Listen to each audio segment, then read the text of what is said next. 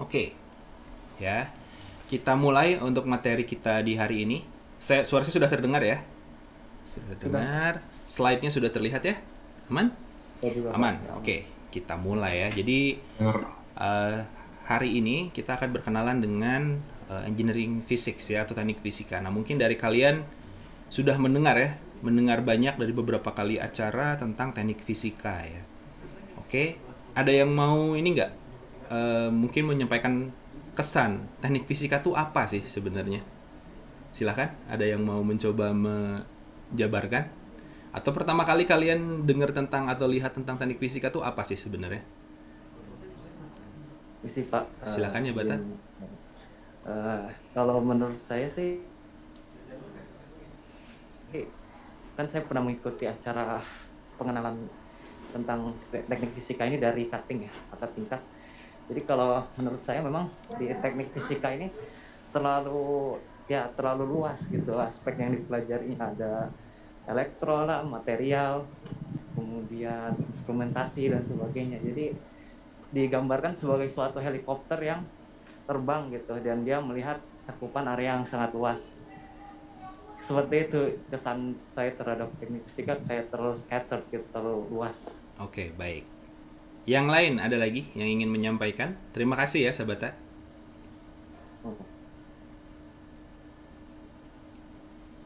Ada lagi? Tidak ada?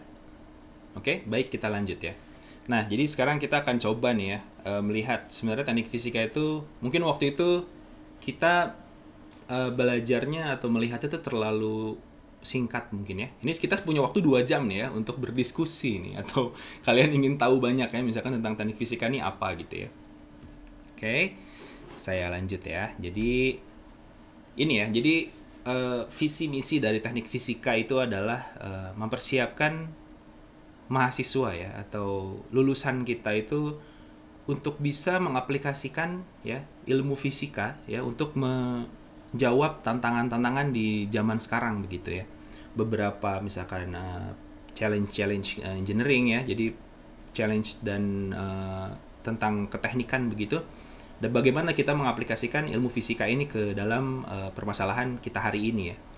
Banyak ya, contohnya adalah misalkan seperti permasalahan IoT atau misalkan polusi, energi itu menjadi challenge kita bersama gitu ya di abad sekarang ini gitu.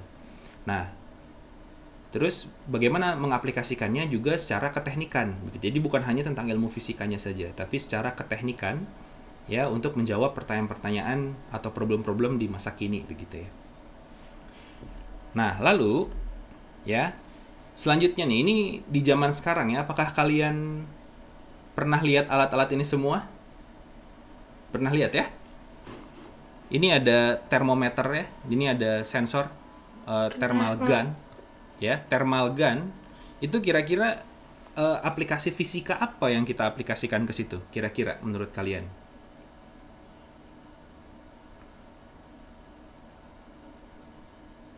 Apakah dia ngukur, bagaimana dia mengukur suhu ke kepala kita? Gimana kira-kira caranya?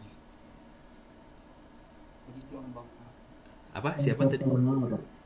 Bagaimana Ilham? Suaranya kurang terdengar ya? Kalau menurut saya sensor thermal gitu Pak. Sensor thermal ya. Nah, thermal ini kan karakteristiknya bisa macam-macam ya. Mungkin bisa ini sensornya mungkin sensor panas bisa jadi ya. Jadi dia mendeteksi panas misalkan dari apa. Nah, kalau dari sini dia pakai inframerah ya. Jadi dia pakai inframerah ditembakkan begitu. Nanti dia akan lihat, oh dia berkas inframerahnya berapa. Nah, itu pakai ilmu fisika ya.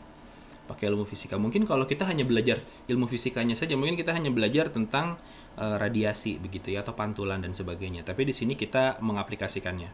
Oke. Nah, selanjutnya adalah di sini ada mikroskop ya. Di sini ada optik ya.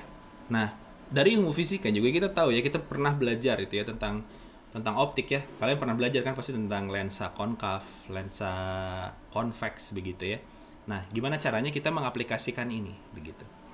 Nah, dari skala yang besar dan skala yang kecil ya, dari mulai mikroskop sampai ke teleskop. Jadi sekarang pun kita dari teknik fisika karena kita belajar tentang ilmu fisika ya, di bagian optik, kita sekarang mulai mencoba mendesain teleskop yang ada di Bosca di Lembang gitu. Jadi kita bisa mengaplikasikan di sana, dan kita kerjasama dengan ilmu di jurusan astronomi ya. Menarik ya, menarik. Nah, lalu yang ini ya, drone. Nah, drone ini juga itu sekarang menjadi tren ya dari si drone ini. Nah, sekarang bagaimana nih kita di Indonesia begitu bisa mengaplikasikan drone ini ya? Apakah bisa untuk pertanian dan sebagainya begitu ya? Nah, di sini diperlukan juga ya kemampuan secara mechanical, electrical, dan informatics ya, atau informatika begitu. Jadi 3 ini. Jadi itu kenapa tadi kata Sabata kan teknik fisika ini belajarnya luas ya, karena memang untuk bisa menguasai ini ya, kita harus mempelajari itu semua ya, sehingga kita bisa mengaplikasikan ide-ide baru gitu ya, ide-ide baru yang mungkin tidak terfikirkan sebelumnya begitu ya. Ini lalu juga ada lengan robot ya, ini sudah biasa. Nah, ini juga kita mengatur di sini. Lalu di sini ada solar cell ya, energi ya. Ini kan campuran dari kimia ya, secara chemical ada reaksi kimia dari cahaya begitu masuk ke sel-sel yang ada di sana, terus diambil energi listriknya begitu. Nah, ini kan berarti campuran dari banyak ilmu ya yang harus kita pelajari begitu. Nah, disinilah teknik fisika berperan begitu ya. Berperan, kita paham dengan ilmu fisikanya, lalu juga kita paham tentang bagaimana mengaplikasikan dalam sebuah produk sehingga kita menjadi tadi ya jembatan antara science dan engineering begitu. Nah, contoh juga ini ya sama lampu ya. Kita juga paham dengan perilaku cahaya begitu, ilmu fisikanya, sehingga kita juga bisa membuat produk ya. Jadi kita tuh sebenarnya di teknik fisika ini kita tidak mencari ilmu memecahkan ilmu alam yang baru ya, tidak, kita justru mencari ide dari ilmu alam yang baru ini kita aplikasikan ke teknik gitu ya, ke engineering. Nah, ini nih kita di yang consumer kita ya, yang kita sebagai pengguna ya, kita pasti sering lah melihat ini. Nah, di sini kita ada headphones ya. Nah, mungkin kalian nih pasti generasi sekarang tahu deh, headphones apa sih yang paling high end sekarang ya, teknologi yang paling high end itu apa di headphones? Ada yang mau jawab? Active noise cancelling, Pak. Nah, ini dari Putu Aditya ya, active noise cancelling. Nah, kira-kira Putu, keilmuan apa yang harus dikuasai untuk membuat active noise cancelling ini, Putu? Fisika gelombang, Pak. Gelombang ya. Nah, khususnya di akustik ya, gelombang suara ya. Khususnya di gelombang suara. Nah, di sini jadi ini sebenarnya teknologi ini saya dari dulu ya, dari tahun 2000-an awal ini sudah ada ya. Sudah ada active noise cancelling ini. Nah, dulu dibuat secara fisik ya. Fisik, jadi ada cushionnya, itu dia secara fisik tuh noise cancelling begitu. Nah, cuman yang jadi masalah adalah saat kita pakai yang untuk di proyek ya. Kan dulu ada namanya PT Dahana ya. PT Dahana itu kerjaannya ngebom satu area untuk membuka mining ya, area tambang begitu. Nah, kita bikin tuh ya si active noise cancellingnya itu. Tapi yang jadi masalah adalah jadi nggak bisa ngobrol satu sama lain ya, karena kan semuanya ditutup ya, jadi suara hilang aja gitu. Nah, terus akhirnya dibuatlah teknologi tadi kan secara fisik ya. Nah, akhirnya dibuatlah teknologi secara gelombang sinyal ya, pemrosesan sinyal. Nah, di sini kalau kita mendengarkan noise yang konstan ya, konstan itu kan ada ambangnya ya, ada ambang disebutnya itu, ada ambang batas suara noise ya. Nah, di sini jadi dia karena dia aktif, dia akan mendeteksi manakah speech level signal ya, sinyal sama noise level sinyal gitu ya. Nah, itu dia yang level noise-nya itu dibuat kebalik ya. Jadi ingat kan kalian kalau kalian belajar gelombang ya, kalau sinusoidalnya begitu ya, terus kita cancel dengan sinusoidal dengan fasanya 90 derajat. Oke, beda ya. Itu akan hilang kan ya kalau dijumlahkan. Benar nggak, Putu? Iya, Pak. Betul ya. Nah, dari segi gelombang itu tuh dibuat gimana caranya kita deteksi sinyal noise, kita bikin inverse-nya terus dihilangkan begitu ya si noise-nya, sehingga jadilah sekarang active noise cancelling yang ada di banyak alat ya, apakah itu mungkin yang dari Apple ya, EarPods, terus ada lagi mungkin dari Sony ya, banyak ya, sudah banyak yang bisa dipakai. Nah, lalu di sini ya, di sini juga ada smartwatch ya. Nah, smartwatch ini itu banyak sekali sensor yang tertanam di dalamnya ya. Ada GPS ya, yang paling gampang itu ada GPS, ada gyroscope ya untuk posisi. Lalu ada juga accelerometer ya untuk dia kecepatan bergerak gitu. Jadi kita tahu kalau nanti ada orang jatuh itu kita tahu ya. Dia jatuhnya tuh gimana gitu. Nah, lalu ada juga dia menggunakan optik ya di bawahnya itu. Ya, ada optik yang bisa mendeteksi detak jantung ya, heart rate ya. Heart rate. Nah, ini itu adalah salah satu aplikasi ya dari kita paham dengan ilmu fisiknya seperti apa ya, dan bagaimana kita mengaplikasikannya ke sebuah solusi teknik begitu ya, kayak gitu. Nah, ini yang sekarang di teknik fisika itu banyak dilakukan ya. Jadi kita cutting the edge dari si teknologinya begitu ya. Jadi kita terus bergerak maju. Nah, menarik ya. Nah, sekarang kita lanjut lagi ya. Nah, lalu kita lanjut lagi. Nah, sekarang apa bedanya? Itu kan jadi pertanyaan ya. Kalian pasti bertanya, apa bedanya teknik fisika dengan fisika dan pendidikan fisika gitu ya. Kadang juga kalau ditanya, kamu jurusan apa? Teknik fisika. Oh, fisika. Jelas itu beda ya. Fisika dan teknik fisika itu beda. Kita lihat perbedaannya ya. Nah, ini perbedaannya. Kita lihat dari bawah ya. Dari bawah itu pendidikan fisika ya, atau pengajar itu adalah mempelajari cara mengajarkan ilmu fisika kepada siswa. Ya, sehingga lulusannya diharapkan menjadi tenaga pengajar di sekolah. Jadi ini adalah untuk mengajarkan fisika ya, fisika secara umum kepada siswa ya. Nah, kita tidak di dalam situ ya. Kita tidak belajar tentang, bukan tidak belajar, tidak begitu dalam gitu ya, mengaplikasikan misalnya mekanika gitu ya. Terus misalkan ada gerak lurus beraturan. Nah, misalkan kayak gitu-gitu yang kita belajar sekarang, kalian belajar ya di TPB. Itu adalah fisika umum ya. Nah, lalu ada di atasnya lagi adalah fisika yang saintis ya. Nah, saintis ini adalah menemukan kebenaran atau truth ya, atau mengambil sebuah kesimpulan dari fenomena fisika begitu ya, melalui eksperimen ya, atau penurunan sebuah teori. Nah, ini kan dia istilahnya tuh mengeksplor secara keilmuan ya fisikanya begitu. Jadi mungkin ada beberapa prinsip yang baru ada di fisika begitu ya. Nah, misalkan kayak contoh tuh kemarin saya baru ngobrol ya sama teman-teman gitu. Ternyata aspal itu punya viskositas ya, karena di Australia itu ada satu eksperimen yang aspal itu digantung gitu, terus dilihat dia tuh akan menetes ya, sehingga terbukti bahwa aspal itu memiliki viskositas begitu ya. Nah, itu adalah sebuah temuan ya.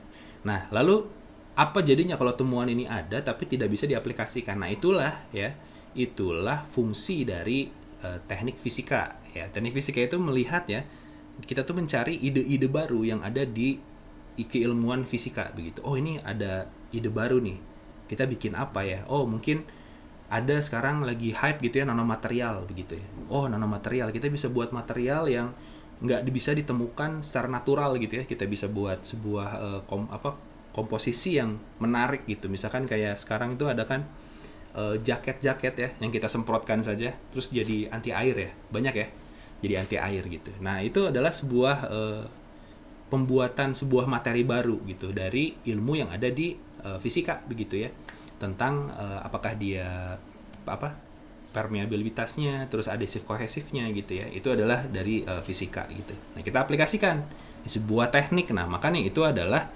muncullah teknik fisika gitu ya. Jadi menyelesaikan masalah-masalah yang ada ya dalam kehidupan kita sehari-hari menggunakan ilmu fisika, diaplikasikan dalam sebuah teknik atau solusi engineering begitu ya.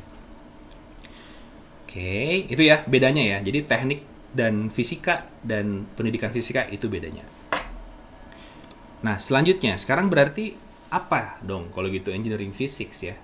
Kita sebut engineering physics ini bisa sebagai frontier engineering. Itu adalah menginvent sesuatu ya, mendiscovery sebuah teknologi baru begitu. Nah, lalu juga kita juga menjadi, karena kita tahu ya science dan engineeringnya, kita bisa menjadi jembatan di antara keduanya begitu ya. Jadi misalkan ada permasalahan gitu ya di lapangan atau di mana, terus ada permasalahan yang ternyata fundamental begitu ya, hubungannya dengan science gitu, dengan fisika begitu ya, dengan misalkan kelakuan fisik yang ada di lapangan begitu. Nah, sehingga kita bisa jadi jembatan di sana gitu ya untuk mencari solusinya seperti apa. Nah, ini yang kadang-kadang menjadi miss yang ada di industri begitu. Jadi banyak sekali teknik-teknik gitu ya, tapi tidak ada yang menjembatani teknik ini dengan keilmuan yang fundamental begitu yang mendasari semua proses yang ada di industri begitu. Nah, jadi teknik fisika jelas itu adalah terintegrasi antara ilmu fisikanya dan tekniknya ya. Jadi kita selalu melihat ya semua permasalahan itu dari dua aspek ini. Oke, dari aspek keteknikannya dan dari aspek fisikanya. Begitu ya, itu adalah engineering physics. Sehingga kalau misalkan bisa dilihat, ya ini ya, selalu dibilang kalau teknik fisika itu jembatan antara dua titik ini ya, antara science dan teknik. Begitu, kita ada di tengahnya. Jadi kita menjembatani dua sisi ini. Kadang-kadang kita juga menjembatani antar engineering. Ya, misalkan ada teknik elektro dan ada teknik mesin atau jangan mesin, informatika dan mesin ya. Itu jelas dua hal yang jauh berbeda ya. Mesin mereka mempelajari tentang mekanisme sebuah mesin bergerak begitu ya, dan termodinamikanya misalkan, dan energi yang dibutuhkan. Lalu informatika itu mengurusi tentang bagaimana menjalankan itu ya secara prosedural menggunakan program gitu ya, atau menggunakan microcontroller dan sebagainya. Nah, requirement keduanya itu jelas jauh beda. Nah, terus bagaimana kita bisa membuat dua keilmuan ini menjadi bersama-sama membuat suatu produk yang bisa bernilai begitu ya, menjadi solusi. Nah, di sini itu menjadi fungsinya seorang engineering physicist ya, atau teknik fisika ya. Jadi dia menjembatani nih antara dua orang ini ya, ada di tengah untuk mencari solusi gitu. Oke, maksud kamu adalah gini, maksud kamu kayak gini, yuk kita kerja bersama-sama, kita bikin produk baru begitu ya. Atau solusi-solusi yang bisa berguna untuk masyarakat. Itu ya, jadi teknik fisika menjadi jembatan semua orang ya, semua pihak yang ada di industri begitu. Sehingga sangat dibutuhkan ya, sangat dibutuhkan untuk teknik fisika ini supaya perjalanan industri ya, teknik dan sains itu bisa berkesinambungan berjalannya begitu ya. Nah, ini adalah diagram sederhananya ya. Jadi kalau misalkan kita lihat dari basic science ya, misalkan dari anak-anak MIPA gitu ya, FMIPA gitu. Mereka sudah membuat sebuah keilmuan, menemukan sebuah ilmu baru gitu ya, prinsip-prinsip baru, ide-ide baru dari segi keilmuan alam ya. Itu belum bisa kita aplikasikan ke industri begitu ya. Nah, lalu untuk yang applied engineering ya, di sini tuh sudah mature ya, istilahnya semua peralatan teknologi itu sudah well developed, udah jadi gitu ya, udah jadi. Nah, jika ada ilmu yang baru itu tidak serta-merta langsung digunakan gitu ya, tidak serta-merta langsung diaplikasikan ke industri begitu, karena kebayang ya, kita sudah menemukan sebuah prinsip baru terus kita aplikasikan ke industri, tapi itu belum terbukti secara keteknikan begitu ya. Nah, jadi ada gap nih di antara ilmu yang ada ditemukan baru gitu ya dengan teknologi yang ada sekarang gitu ya. Nah, dibutuhkan ini di tengah ada engineering science ya yang mengaplikasikan.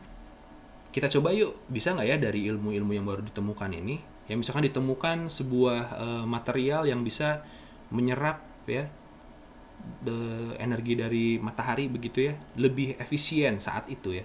Nah, itu kan belum bisa langsung diaplikasikan ke sini. Harus diteliti lagi bagaimana cara kita mengambil energinya begitu ya. Nah, muncullah di sini ya. Jadi setelah knowledge creation ya, kita harus membuat teknologi creation. Nah, disitulah posisi teknik fisika ya. Membuat teknologi baru ya dari hasil penemuan di basic science begitu ya. Sehingga ada di sini nih. Nah, ini pasti dibutuhkan, nggak mungkin nggak dibutuhkan ya. Nah, yang terjadi adalah kalau misalkan memang orangnya itu ya ada di science, dia akan coba untuk mempelajari keteknikannya, begitu ya. Atau kebalikan, dari tekniknya dia akan mengambil ke basic science gitu. Itu terlalu jauh posisinya ya. Sehingga kita butuhkan engineering science ini. Inilah kenapa banyak teknik fisika itu yang posisinya itu ada di R&D begitu ya, atau mungkin di managerial, misalkan di maintenance gitu ya, yang top manajemennya, karena dia memahami sainsnya seperti apa dan engineeringnya seperti apa gitu ya. Seperti itu. Oke, sampai sini ada pertanyaan dulu dari teman-teman semua.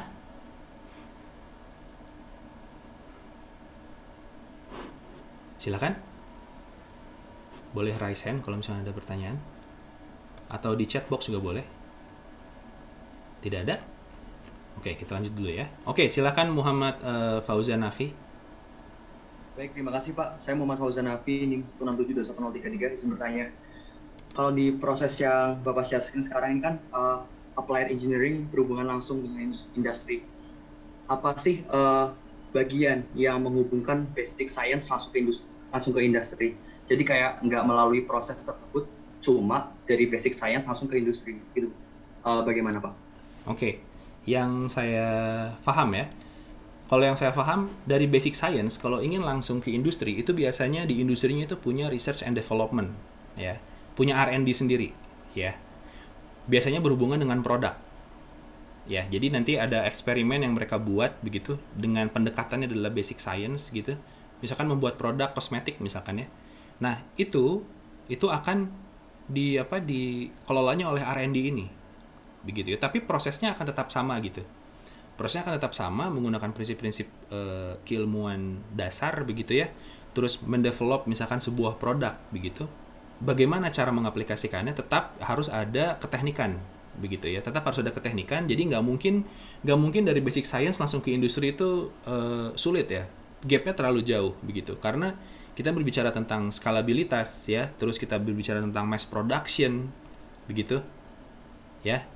Itu akan kebayang nggak sih? Kebayang nggak maksudnya? Nanti kalian pas belajar di yang teknik kimia ya, itu kan terlihat jelas. Misalkan kalian kan sudah praktikum kimia ya sebelumnya, sudah belajar tentang distilasi.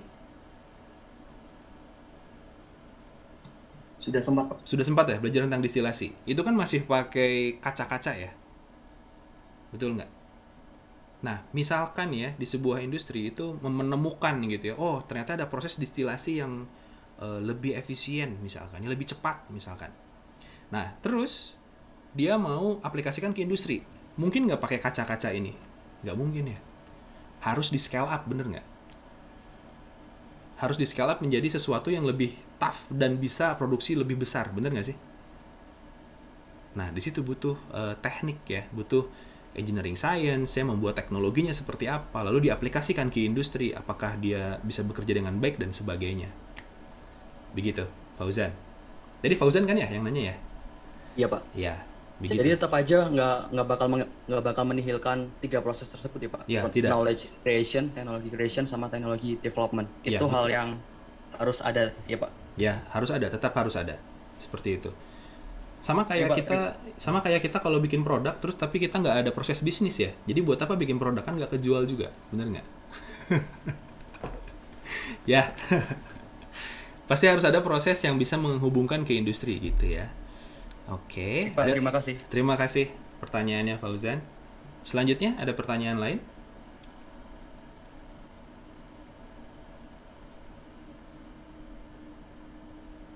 Oke, tidak terasa ya udah mulai setengah jam ya. Wow, masih banyak nih slide-nya. Oke, kita maju ya. Kita maju. Oke, kita maju. Nah, makanya ini yang jadi teknik fisika itu kita bisa menginjakan kaki di mana aja ya. Jadi karena kita mempelajari keilmuan yang luas, begitu ya. Nah, kita bisa bisa masuk ke electrical engineering, bisa begitu ya. Misalkan mau masuk ke urusan energi yang berhubungan dengan elektrik misalkan ya, bisa. Pembangkit listrik bisa. Aerospace bisa, karena kita belajar juga tentang mechanical ya. Mechanical ya, kita belajar juga di sana. Mechanical engineering kita belajar tentang material, begitu ya. Misalkan material mana yang getas, mana yang brittle, itu bisa ya. Kita masuk ke sana juga bisa, begitu. Material engineering ya, yang lebih mungkin skalanya lebih kecil lagi ya, bisa nano gitu ya, mikro gitu. Kita masuk juga ke sana karena kita tahu bagaimana kelakuan material secara yang misalkan yang besar dan yang kecil itu kan berbeda ya kelakuannya. Masuk ke sipil juga sama ya. Kita belajar energi, struktur ya. Kita juga bisa belajar dan bisa belajar tentang sipil ya, terutama di bagian flow energi di sebuah gedung ya. Nanti kita akan coba lihat ya. Lalu juga di chemical engineering ya, dari segi proses ya. Itu makanya kita dengan teknik kimia itu sering melakukan penelitian-penelitian atau project-project yang berhubungan dengan ini ya. Misalkan kita butuh pengukuran, misalkan bisa nggak sih kita mendeteksi sebuah senyawa gitu ya, atau produk dari segi kualitasnya bagaimana, sensornya bisa di-develop atau tidak. Itu kan berarti membuat teknologi baru ya. Sensor apa yang bisa kita gunakan gitu. Misalkan untuk mendeteksi biosolar misalkan ya, biofuel gitu. Apa yang harus kita deteksi dari biofuel yang dihasilkan oleh misalkan palm ya, oleh sawit misalkan ya, CPO gitu.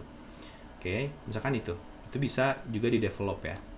Nah, lalu selanjutnya adalah ini ya.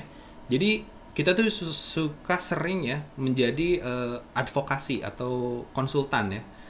Konsultan yang berkaitan dengan masalah-masalah engineering yang berhubungan dengan natural science ya. Nah, yang terakhir itu adalah kita tuh sempat juga ada project dengan SKK Migas ya. Bagaimana kita mendeteksi kebocoran kebocoran minyak ya dari pengiriman yang panjang banget ya. Misalkan nih, kita ada satu kilang penampung ya di Cilacap tuh, Pertamina punya yang sering kebakaran ya di situ. Nah, terus kita mengirimkan minyak itu dengan menggunakan pipa jauh sekali ya, dari Cilacap itu sampai ke Yogyakarta yang ke arah timur ya, lalu ke arah barat itu sampai ke Bandung ya. Itu lumayan kan, itu beratus-ratus kilometer ya jaraknya begitu. Nah, terus bagaimana mendeteksi kebocoran? Nah, ilmu apa yang harus kita pakai ya? Berarti kan ilmu tekanan ya, berhubungan dengan transportasi minyak ini. Nah, itu jadi kita bisa berbicara gitu dengan misalkan orang-orang dari teknik kimianya ya, bagaimana sih karakteristik dari si crude oil-nya gitu yang lewat begitu. Terus juga kita bisa berbicara dengan orang mechanical-nya, bagaimana sih proses pengirimannya, pengukurannya dan sebagainya ya. Jadi kita bisa berbaur ya dengan lingkungan-lingkungan ini. Itu teknik fisika ya. Nah, lalu sekarang secara akademisi ya, di mana sih kita bisa belajar tentang teknik fisika ya? Di Indonesia pertama ya. Ini adalah kampus-kampus yang ada teknik fisikanya ya. Itu ada di ITERA ya, di Surya, terus ada di STT Mutu Muhammadiyah, ITB ya, Universitas Nasional, Multimedia Nusantara, Telkom, ini baru ya, dan juga ada dari UGM ya, dan ITS. Oke, jadi kalau dilihat memang teknik fisika ini karena kita butuh resource yang lumayan diverse ya, tadi kata Putu bilang diverse ilmunya, berarti resource juga harus diverse. Nah, di Indonesia itu kita yang bisa membuka prodi ini tuh lumayan nggak banyak begitu ya, karena memang resource-nya harus besar ya. Padahal mungkin ini adalah kuncinya kita bisa menginventing solusi-solusi baru begitu ya untuk di Indonesia begitu. Nah, kalau di luar negeri itu ada ini ya, untuk teknik fisika itu ya, dari Hong Kong ada, itu HKUST itu dari mana ya? Saya lupa deh. Kayaknya bukan Hong Kong deh. Itu ada di sini juga ada ya, di Eropa, di Amerika dan Kanada banyak ya. Nah, kenapa di Amerika banyak ya teknik fisika ya?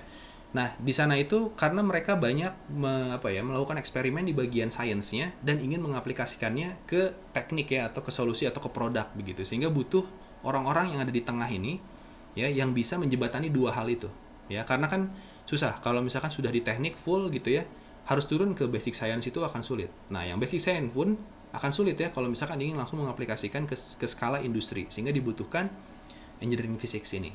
Oke, sehingga ini ya kelihatan ya, karena mereka banyak membuat produk ya di Amerika itu, sehingga banyak jurusan-jurusan teknik fisika di sana. Oke, selanjutnya ya. Selanjutnya adalah ini. Jadi teknik fisika itu kita tuh melihat challenge itu sebagai roadmap ya. Challenge ke depan adalah roadmap kita gitu ya. Nah, di sini kalau misalkan dilihat ya, dari top 10 skills itu adalah pertama ada analytical thinking dan innovation ya. Itu adalah sebenarnya kalau di teknik fisika adalah core kita ya, analytical thinking dari segi sainsnya ya, dari segi matematika fisika, dan inovasi ya dari segi keteknikan. Kita bikin solusi-solusi yang baru begitu. Nah, active learning ya. Dulu juga ada complex problem solving begitu. Lalu ada critical thinking. Ini kalian di sini belajar yang critical thinking ya, bagaimana menganalisis nanti dari segi solusi dan sebagainya. Lalu juga ada kreativitas ya. Jadi teknik fisika selalu mengedepankan kreativitas, bagaimana kita bisa membuat sesuatu secara kreatif ya, sehingga jadi solusi yang baru begitu di masyarakat. Oke, teknologi use, teknologi desain dan sebagainya. Nah, di sini ya top top top skills yang kita ambil ya dari teknik fisika itu adalah pertama analytical thinking, innovation ya, complex problem solving, critical thinking, creativity, reasoning dan ideation. Jadi ini adalah kita men-solve sebuah problem itu nggak harus pakai solusi-solusi yang udah ada ya. Kita bisa membuat solusi-solusi yang bisa kita modifikasi sehingga menjadi ada added value-nya untuk masyarakat begitu ya. Nah, lalu ada teknologi use ya dan development ya, gimana kita bisa menggunakan teknologi yang ada begitu. Ya misalnya ada teknologi baru nih, oke kita lihat teknologinya bagaimana cara menggunakannya, bagaimana cara mengoperasikannya. Nah, kita bisa bedah itu ya. Kita juga bisa melakukan monitoring dan kontrol dan juga teknologi desain dan programming ya. Kita belajar ini ya dari penggunaan dan bagaimana mengembangkannya. Nah, lalu ada juga yang self management ya. Jadi di teknik fisika ini lulusannya tuh karena kita belajar banyak hal ya, kita dituntut untuk belajar lagi sesuatu yang baru ke depannya begitu. Jadi nggak selesai di saat kuliah aja ya. Jadi ke depannya harus terus explore sehingga nanti ilmunya semakin berkembang begitu ya. Titik yang mau dituju gitu. Misalkan sudah banyak yang dipelajari, titiknya saya mau fokus di bagian akustik misalkan ya. Nah, itu terus didalami begitu ya, sehingga basic yang lainnya tidak hilang ya, bisa mendukung tadi titik yang ingin dituju begitu. Oke, nah working with people salah satunya adalah dengan kuliah ini ya. Nah, lalu ini adalah pengakuan dari akreditasi secara internasional ya untuk teknik fisika ITB ya. Jadi kita terakreditasi secara internasional dari tahun 2010 sampai sekarang ya. Nah, lalu di sini ada catatan yang diberikan oleh ABET nih. ABET itu adalah ini ya, Engineering Accreditation Commission yang ada di Amerika. Mereka bilang ya. Jadi students mahasiswanya itu kita itu di teknik fisika itu mempunyai keilmuan yang luas tadi ya. Jadi embrace ya. Jadi menerima atau mensyukuri ya apa yang ada, ilmu yang didapatkan ya. Lalu ada hands on-nya. Jadi kita nggak cuman teori-teori aja. Jadi ada hands on-nya ya yang bisa diaplikasikan saat kuliah begitu ya. Mulai dari lab praktikumnya, project-project dan sebagainya ya. Nah, terus show extraordinary level of achievement in and out of the classroom. Jadi nggak jarang ya mahasiswa teknik fisika itu jadi tim PKM ya yang mengintegrasikan banyak jurusan gitu ya. Misalkan kayak kemarin ada yang bikin coating untuk apel ya. Coating untuk apel, PKM-nya itu gimana caranya biar apel ini kalau kita kirimkan itu nggak gampang busuk ya. Nah, dari biologi gitu ya, berpikir bahwa oke, kita harus pakai coatingnya ini begitu. Terus ada dari teknik informatika, kita bikin prosedurnya seperti apa begitu ya. Nah, nanti dari peralatannya dan ide-ide itu disatukan itu oleh teknik fisika jadi barang ya. Jadi mereka punya barangnya itu. Ya itu menarik ya, menarik. Nah, itu extraordinary levelnya maksudnya adalah achievement in and out the classroom ya. Jadi bisa dari mahasiswa pun sudah bisa ikutan gitu ya. Bagaimana sih memberikan solusi kepada tugas-tugas mahasiswa itu ya untuk ikutan lomba begitu. Nah, lalu dari faculty membernya ya. Nah, kita tuh diberikan catatan bahwa kita tuh fleksibel ya. Jadi dosen-dosen teknik fisika itu fleksibel sehingga kalau ada topik-topik baru tuh kita bisa mengejarnya begitu ya. Dari academic research dan professional activities. Nanti kita lihat ya penelitian-penelitian apa aja yang ada di teknik fisika. Nah, dari alumni juga sama ya, ini di ITB alumni kita sangat suportif dan kurikulumnya pun kita sekarang terus dikembangkan ya supaya mengikuti perkembangan zaman ya. Contohnya misalkan ada machine learning-nya sekarang ya, ada artificial intelligence-nya, lalu juga ada big data gitu ya, industry 4.0 kita ada semua di teknik fisika untuk yang 2019 ya kurikulum kita tahun ini. Oke. Kita lanjut. Sebelum masuk nih ke laboratori sama research group, ada pertanyaan nggak untuk sampai di sini, sampai teknik fisikanya aja ya? Karena kita masuk sekarang ke lab ya. Ini kita akan bahas nih apa aja yang sudah kita develop di teknik fisika begitu. Silakan.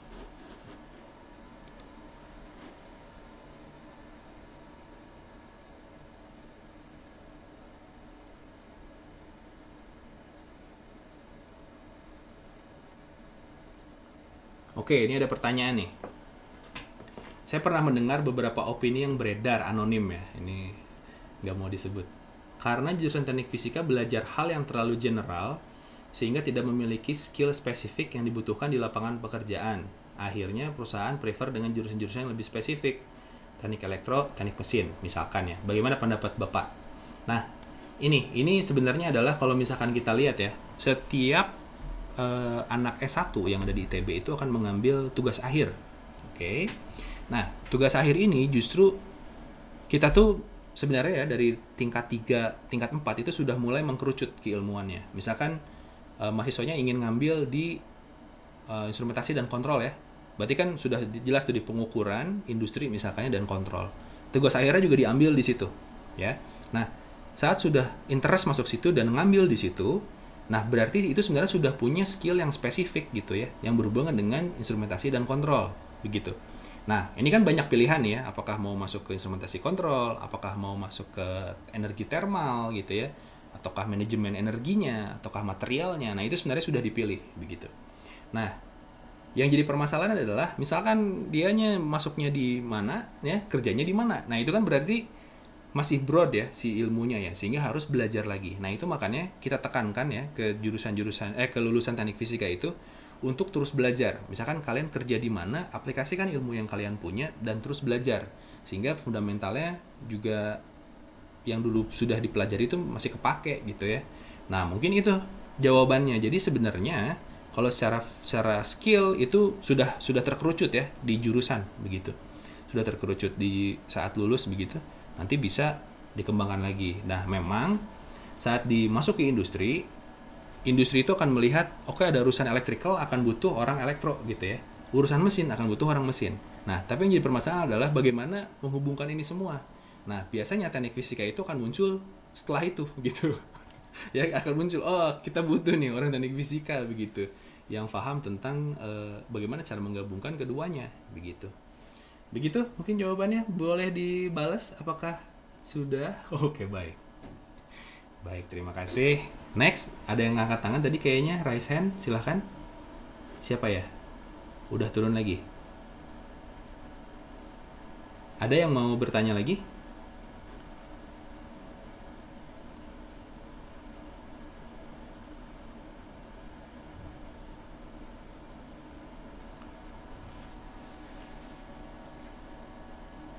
Ini ada pertanyaan lagi nih, anonim. Kok yang banyak yang anonim sih? Kenapa? Padahal anonim juga saya lihat kan. Oke ya, nih NIM-nya 16721 sekian ya. Oke, Pak, saya izin bertanya. Tapi mohon tidak disebutkan juga ya namanya. Oke, mungkin pertanyaannya akan merujuk ke industri secara general. Oke, masih seberapa relevan industri yang ada saat ini melihat sudah masifnya digitalisasi seperti metaverse? Waduh, ini ngomongin NFT ya. Oke, jadi digitalisasi itu industrinya kita industri secara umum ya. Jadi memang sekarang ini secara industri itu terdisruptif ya, karena adanya proses digitalisasi ya. Nah, dari sini kita tuh harus kalau relevan, industrinya masih relevan. Industrinya masih relevan, tapi yang tidak relevan adalah skillnya ya. Skillnya yang mulai tidak relevan. Misalkan gini, kita sekarang mungkin ya, contoh paling gampang adalah kita punya sebuah toko gitu ya. Toko di mana dia naruh barang di sana, dia harus bayar sewa, dia harus bayar orang yang harus jaga tempat di sana. Berarti butuh yang namanya bukan pelayan, waitress lah ya, penjaga tokonya yang melayani masyarakat begitu. Itu adalah satu skill sendiri ya. Nah, sekarang karena adanya digitalisasi, semua akan bergerak menuju online based ya, commerce ya. Semuanya akan online gitu. Nah, berarti kan pertama ya, toko sudah tidak relevan lagi secara fisik. Yang kedua ya, pekerjaan sebagai orang yang melayani pelanggan secara langsung sudah tidak relevan lagi karena sekarang melayani sudah lewat handphone ya. Nah, sekarang skill yang relevan jadinya apa? Skill yang relevan adalah bagaimana bisa membuat infrastruktur secara commerce ya untuk bisa melayani pelayan itu, sehingga ada skill yang berubah, bener nggak sih? Ada skill yang berubah ya, yang dibutuhkan oleh masyarakat gitu. Nah, itu akan merubah ya karena masifnya digitalisasi kayak sekarang. Jadi kalau industrinya masih relevan ya, tapi di sini si produknya ya, fungsi dia masih relevan, tapi bagaimana dia menghubungkan dengan masyarakatnya yang akan menjadi berbeda. Juga sama ya, mungkin yang saat dulu operator di industri itu masih relevan saat dia harus datang mengoperasikan pabrik begitu ya, atau mengoperasikan sebuah kegiatan gitu. Nah, sekarang sudah bisa dilakukan secara misalkan artificial intelligence ya. Sehingga kita harus upgrade nih ya sumber daya manusia kita yang mungkin asalnya dari operator itu nggak butuh lagi banyak begitu. Kita butuh orang yang paham dengan bagaimana cara mendebug ya atau memaintenance artificial intelligence ini, data-data ini gitu. Ya, jadi kita ada shifting mungkin needs ya. Jadi shifting needs dari segi skillnya ya. Jadi akan berubah skillnya. Nah, ini yang menjadi mungkin dari segi industri akan banyak berubah itu adalah sumber daya manusianya begitu ya. Sehingga ya itu tadi kalau ada challenge yang baru begitu ya, ada hal-hal yang baru tuh kita harus cepat bisa berubah begitu ya untuk bisa masuk ke sana gitu ya, untuk bisa bekerja di tempat itu. Karena sekarang kalau misalkan ya kita fokus jadi operator gitu ya, udah kamu nanti kerja bisa di pabrik jadi operator gitu. Nah, itu mungkin nanti 10 tahun ke depan atau 5 tahun ke depan pas sudah lulus sudah nggak kepake gitu ya, itu bisa jadi bahaya juga. Ini gara-gara tadi siapa sih ini jadi semuanya pakai anonim, aduh. Ada ini ya, Pak izin juga untuk tidak disebutkan namanya. Sekarang kan marak industri perbankan yang masuk ke era digital, seperti hadirnya M-Banking, GoPay, OVO ya.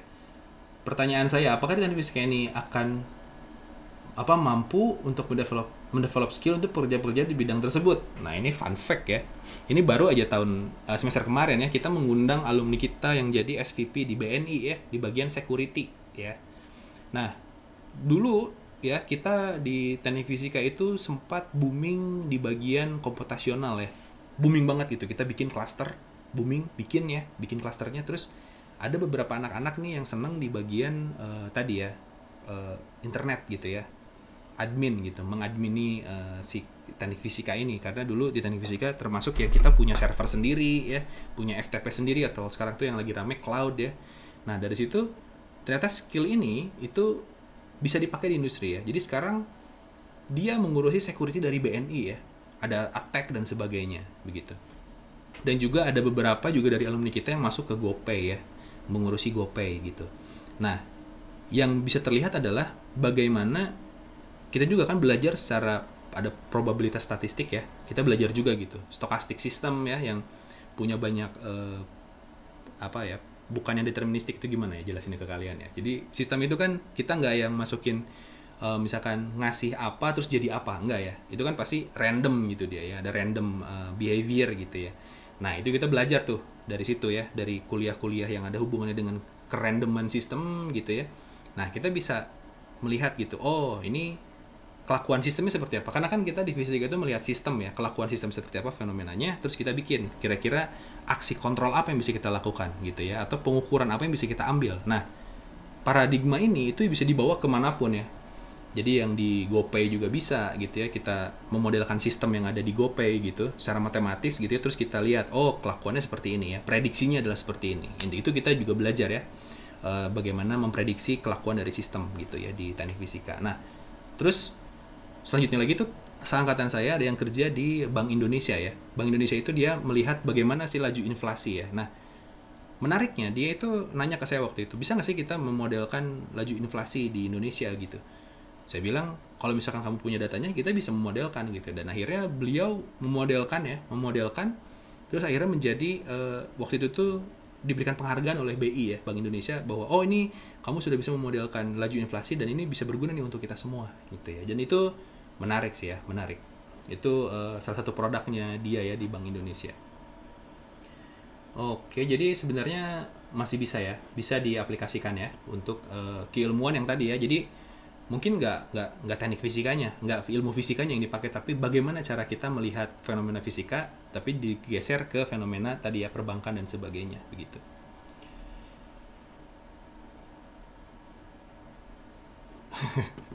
Satu terakhir ya ini anonim, oke. Izin bertanya Pak, dari mana dana riset berasal? Jika ada banyak ide namun kesulitan mendapatkan dana dan juga tidak banyak laboratorium untuk riset. Oke, izin anonim. Jadi riset kita tuh di ITB lumayan banyak ya, dana-dana riset ya. Ada riset unggulan, ada riset dosen, peningkatan dosen ya. Ada dari LPIK juga ada yang startup ya. Kita juga lumayan banyak tuh dapat dana dari LPIK karena kita banyak bikin produk ya. Jadi ada dana-dana riset inovasi, jadi bikin produk ya. Misalkan kayak kita punya produk untuk saya lupa namanya, untuk mendeteksi polusi udara ya. Itu juga ada kita produknya. Terus kita ada produk untuk manajemen energi di gedung, sekarang lagi diaplikasikan di gedungnya Freeport SBM ya. Kita punya juga. Terus kita juga naruh itu di Kimia Farma juga ya. Namanya si Alice, itu untuk yang produknya begitu. Terus juga kita ada produk bikin lab robot ya. Jadi lab pakai tangan robot. Kalau kalian kan ada praktikum ya. Nah itu online terus pakai tangan robot gitu untuk ngepraktikuminnya ya. Itu juga kita buat.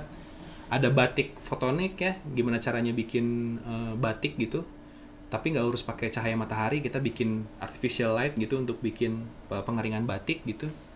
Banyak ya. Terus kita bikin robot angklung juga. Jadi itu banyak sekali yang produk-produk yang ada, dan sumber risetnya banyak ya. Jadi sekarang di ITB ya alhamdulillah sudah mulai banyak produk riset, dan kita bisa membuat levelnya, misalkan level riset awal sampai riset produk itu banyak ya.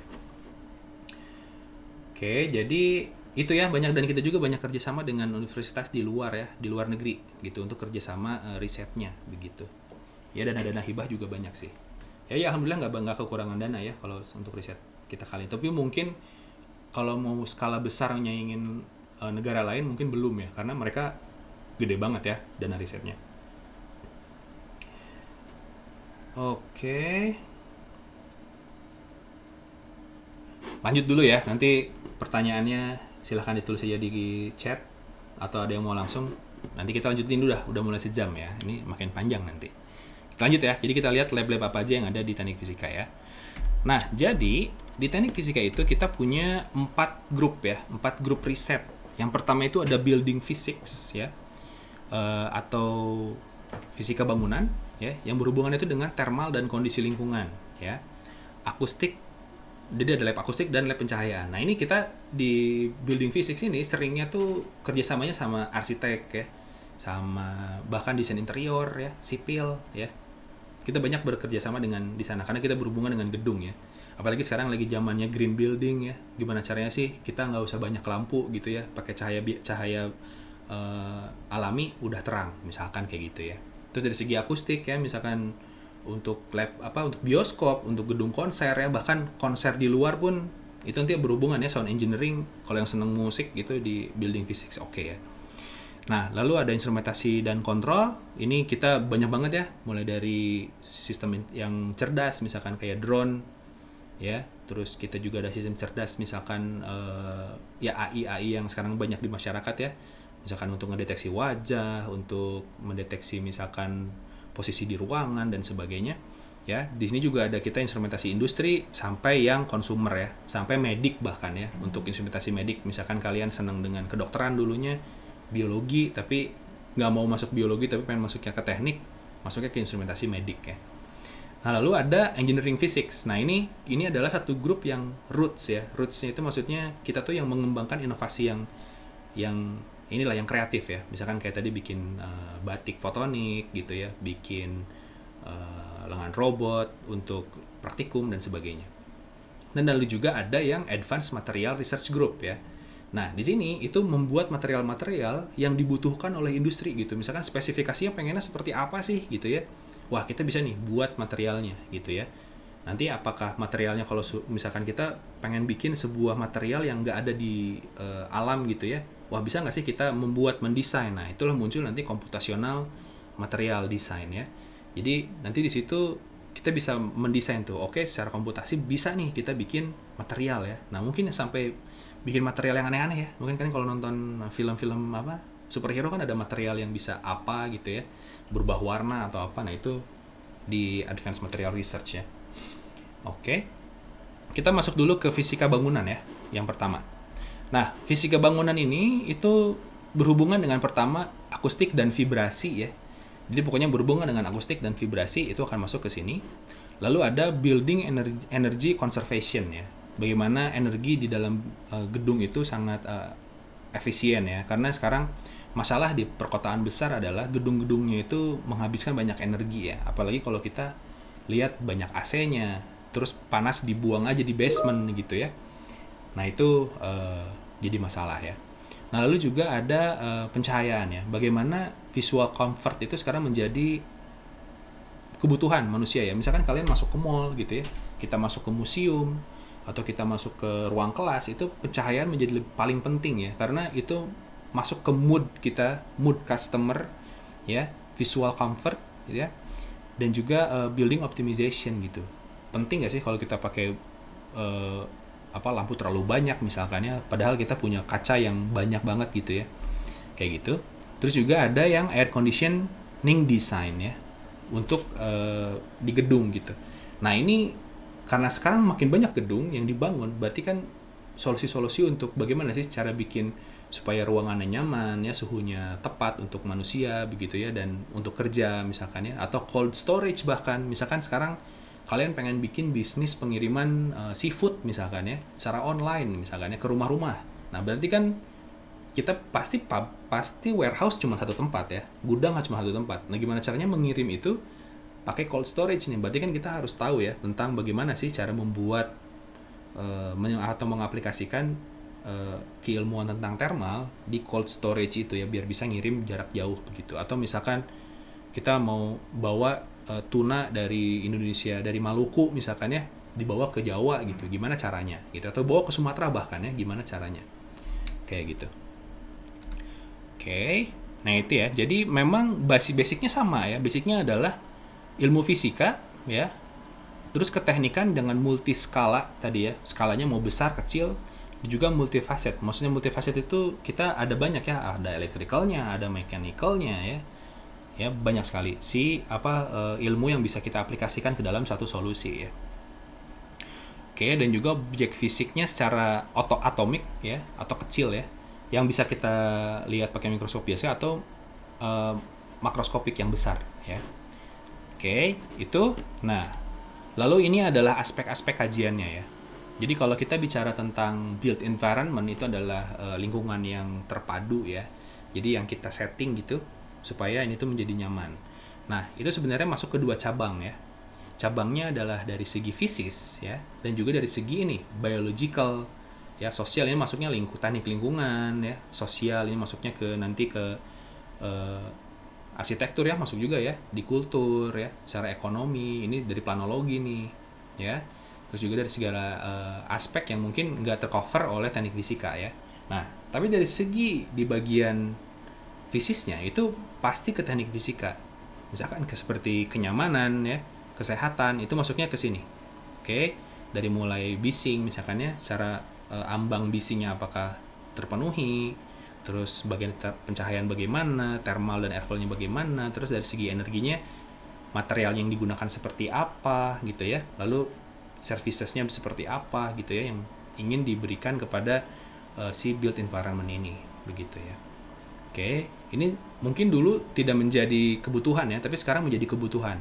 Oke, untuk di bagian lingkungan binaan ini ya, atau built environment ini. Oke.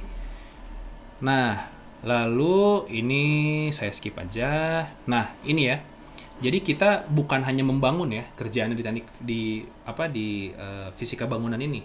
Itu bahkan kita membuat bagaimana dari skalanya secara material juga mendesain ya. Apa sih bahan yang bisa meredam suara misalkan ya, atau bahan mana yang bisa meredam treble gitu ya, atau meredam bassnya aja ya, mungkin ya bisa. Jadi misalkan ternyata kita pengennya bassnya nih yang dikurangin, nah kira-kira material apa yang bisa trap ya, yang mengambil hanya mengurangi bass aja, frekuensi tertentu bisa gitu ya. Menarik ya, jadi kita dari yang skala besar sampai yang skala kecil ya. Dan juga ini dari skala konsumer yang tadi kayak headphones ya, sampai ke jalan raya. Nah, kalau kalian lihat di jalan tol, kenapa jalan tol bentuknya itu di jalan tol dan ada pinggirnya gini ya? Kenapa seperti itu? Ada yang bisa jawab? Kenapa? Atau banyak pohon lah di jalan tol itu di pinggir-pinggirnya? Coba. Kenapa? Afindini, silakan Afindini. 167211370, kira-kira karena apa Afindini?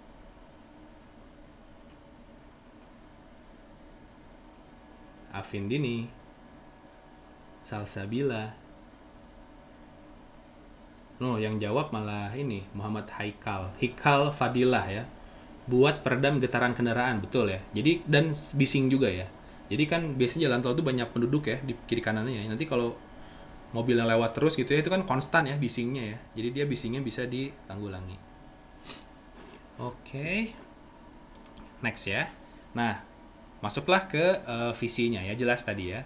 Jadi membuat ya aspek-aspek fisika bangunan yang terintegrasi ya, sehingga aman, sehat dan nyaman ya. Dan juga dia berkelanjutan gitu ya.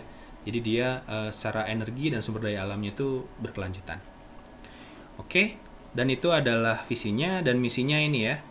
Jelas ya, menyelenggarakan pendidikan dari segi pendidikan bangunan, penelitian dan pengabdian masyarakat, terus berkontribusi kepada pemerintah, masyarakat dan industri, lalu juga menjalin sinergi ya di antara semua itu ya, keilmuan, industri dan profesi begitu.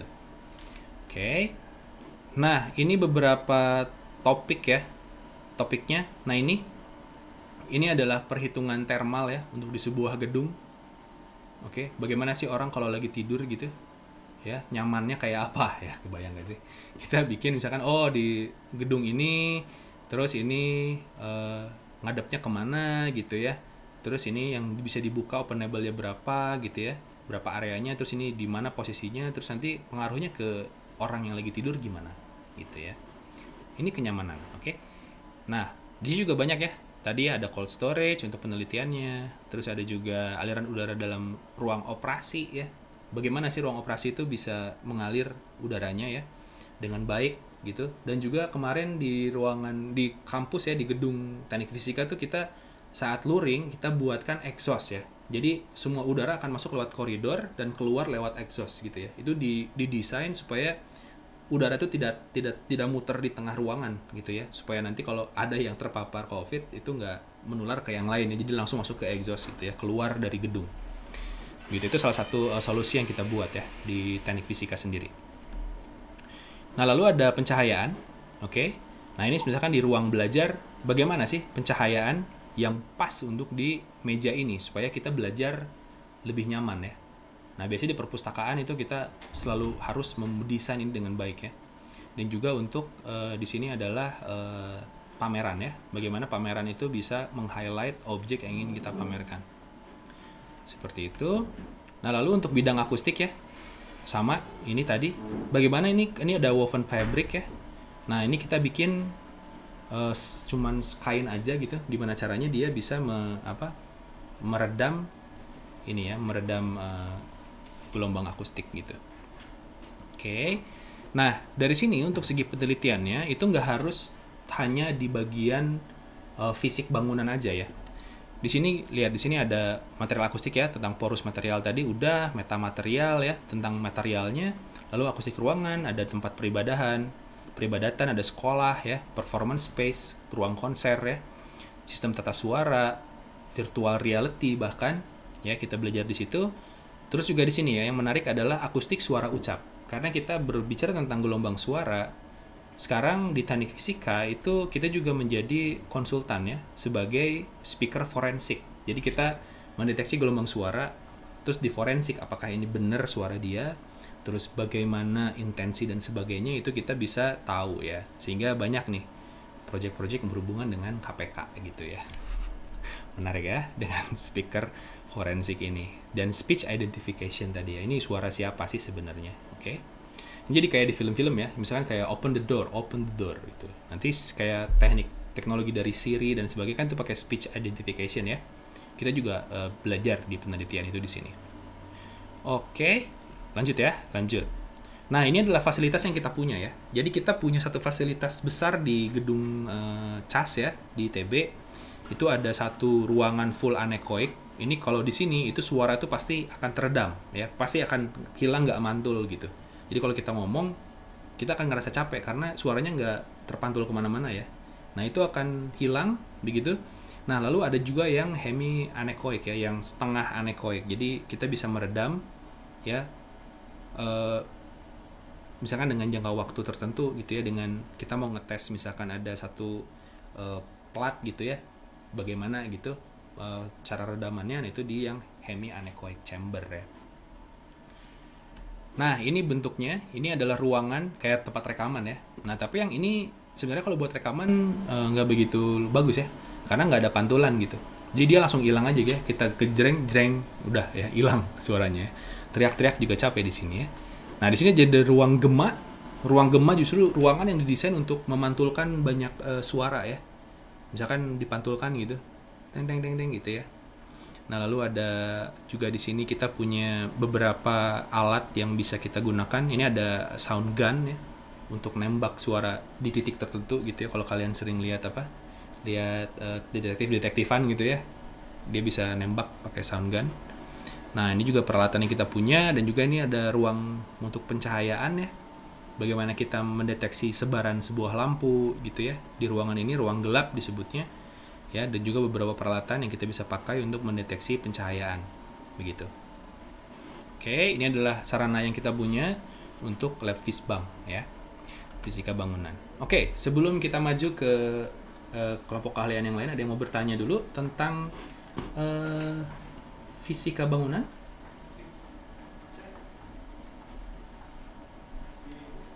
Silakan.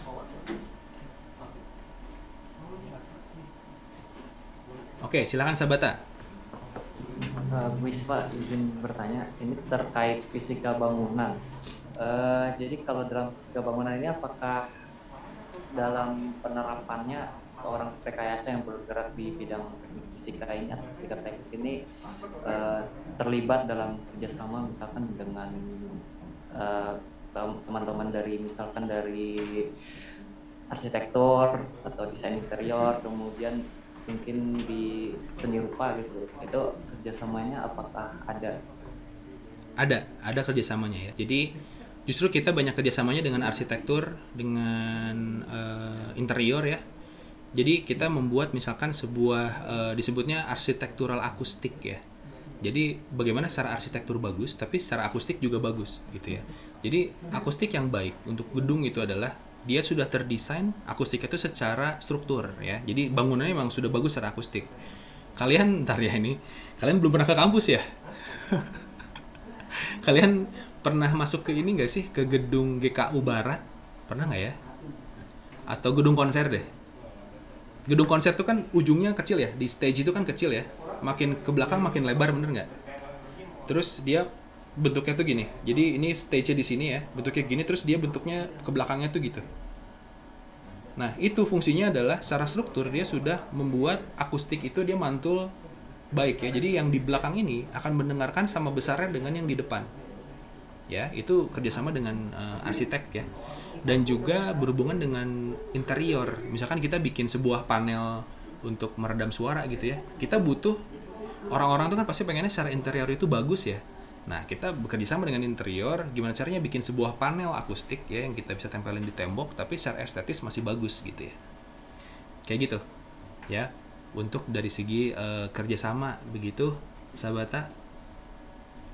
Ya Pak, sama ini mau tanya, itu yang digambar ada apa tuh, yang ruangan tembok kayak berpola-pola apa gitu? Ini? Iya. Itu ruangan apa? Ini ruangan full anechoic room yang dia meredamkan suara ya.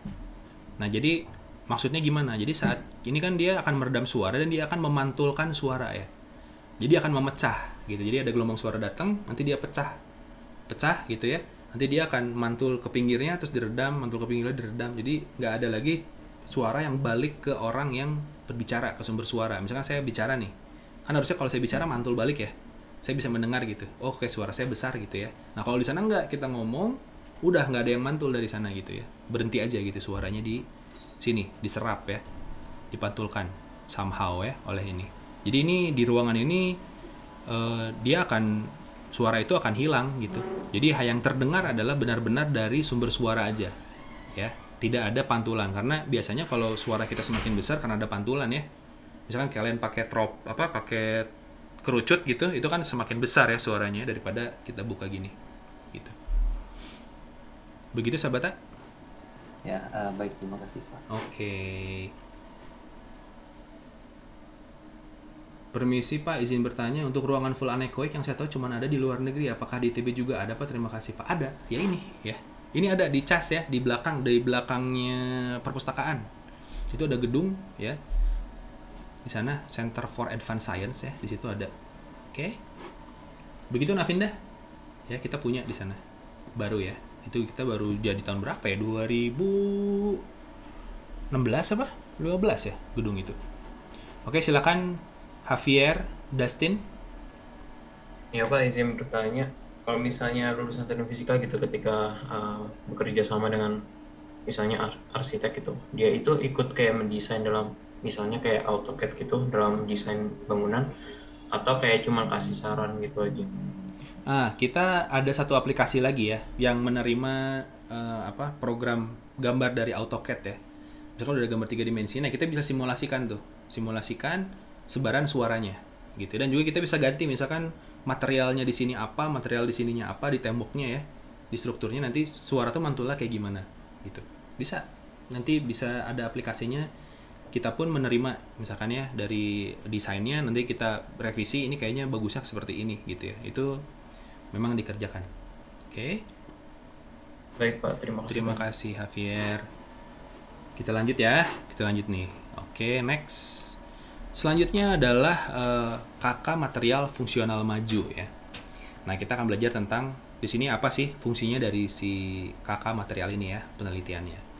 Nah, jadi bidang kajian dari material ya, itu adalah, jadi kita kan teknik fisika tuh berhubungan dengan sains rekayasa ya. Dan sains itu pasti akan ada komponen mekanik ya, thermal, listrik magnet, optik, vibrasi, dan akustika. Nah, dari sini yang kita ambil adalah ilmu bahannya. Ilmu bahan yang berhubungan dengan tadi ya, properti mekaniknya, thermalnya, dan sebagainya itu. Nah, lalu turun lagi ya, menjadi material yang advance. Bagaimana material ini bisa berfungsi sesuai dengan keinginan gitu ya, untuk ini nih. Bagaimana kita bisa merubah kelakuan mekaniknya, thermal ya, optik, dan sebagainya. Dan sampai juga ke teknik yang lebih dalam lagi. Gimana caranya kita bisa merubah secara nanoteknologi ya, secara intrinsik lebih dalam lagi, gimana caranya kita merubah supaya bisa nggak sih kita mencapai properti yang kita inginkan gitu ya. Ini adalah dari material ya. Jadi kita inventing ideas ya. Misalkan saya ingin bikin, bisa nggak ya kalau kita bikin sebuah material yang dia itu bisa meredam vibrasi misalkan ya, bisa meredam vibrasi. Apa ya materialnya gitu. Nah, masuklah ke sini. Apakah kita bisa membuatnya secara nano gitu ya. Terus secara mekanik, apakah air bisa nggak kita buat secara nanoteknologi air itu nggak tembus ya, tapi udara bisa tembus misalkan ya. Air nggak tembus tapi udara bisa tembus, bisa nggak dibuat. Nah, itu bidang kajian yang ada di teknik di KK material ini ya. Oke. Nah, material yang ada di teknik fisika ya, itu berhubungannya bahannya ada 3 ya. Yang bahannya yang kita pakai itu adalah dari segi elektronik, magnet, dan optik ya. Nah, dari sini akan dibuat bahan-bahan yang adaptif ya, yang bisa merekayasa sebuah properti yang mungkin dia menempel atau dia terima gitu ya. Nah, lalu secara nanoteknologi akan dilakukan 2 pendekatan ya, secara eksperimen atau secara komputasi begitu ya, karena memang ini adalah core-nya ya. Nah, nanti dari eksperimen ini dan komputasi ini itu ada 4 bagian ya. 4 bagian maaf. Itu adalah pertama untuk sensor, membuat sebuah material yang bisa berfungsi sebagai sensor. Misalkan chemical sensor ingin menangkap misalkan berapakah jumlah sulfur ya. Misalkan sulfat dalam sebuah cairan misalkan ya. Atau misalkan berapa jumlah amonia dalam sebuah cairan, itu pakai chemical sensor ini. Nah, lalu ada physical sensor. Misalkan kita mau menangkap apa nih ya, fisis yang ingin kita ambil gitu. Misalkan mungkin jumlah silika gitu ya, berapa sih silika yang bisa menempel dalam sensor itu menandakan misalkan jumlahnya berapa banyak. Atau biosensor ya, kita pengen bikin sensor untuk melihat mikroba misalkan ya, bisa gitu ya, kita lihat dari reaksinya, dari apa sih properti yang dikeluarkan oleh si hewan ini atau mikroba itu, kita bisa buat sensornya ya. Karena sekarang mungkin kita butuh sensor-sensor yang beyond sensor gitu, bukan cuma mengukur temperatur yang sudah kita tahu ya, tekanan, barometer, dan sebagainya, tapi ingin mengukur hal-hal yang mungkin tidak pernah bisa diukur sebelumnya. Nah, lalu setelah sensor untuk pengukuran, ada juga yang kita mengambil energi ya, bagaimana caranya energi bisa kita tangkap dengan membuat sebuah material baru gitu ya. Nah, contohnya adalah sel surya ya, kita bikin sel surya pakai sekam padi misalkan ya, bisa nggak sih kita ambil cahaya matahari itu energinya kita ambil, tapi bahannya dari sekam padi misalkan yang melimpah sekali di Indonesia misalkan. Nah, lalu ada juga bikin fuel cell ya, bagaimana kita bikin kutub-kutub yang bisa membuat proses pengambilan energi dari elektrolisis lebih cepat misalkan ya. Lalu pembuatan katalis ya, katalis maju. Misalkan katalis yang tidak, nanti ya dari teknik kimia pasti akan menjelaskan tentang katalis. Jadi ada katalis-katalis yang memang secara natural itu sudah berfungsi sebagai katalis. Nah, ada yang kita bisa buat ya. Jadi spesifikasinya kita buat khusus ya untuk kelakuan-kelakuan tertentu. Itu adalah di katalis maju ya. Katalis yang khusus. Nah, lalu ada metamaterial. Nah, ini apa metamaterial ya? Jadi metamaterial itu, meta itu beyond ya. Lebih dari sebuah material. Maksudnya bukan lagi material yang kita bisa cari secara natural ya. Jadi kita buat material baru berdasarkan komposisi dari material yang ada, kita buat ya, sehingga dia mempunyai fungsi yang khusus gitu ya. Dengan kita mencampurnya, misalkan metamaterial secara optik gitu ya, dan juga secara akustik. Oke.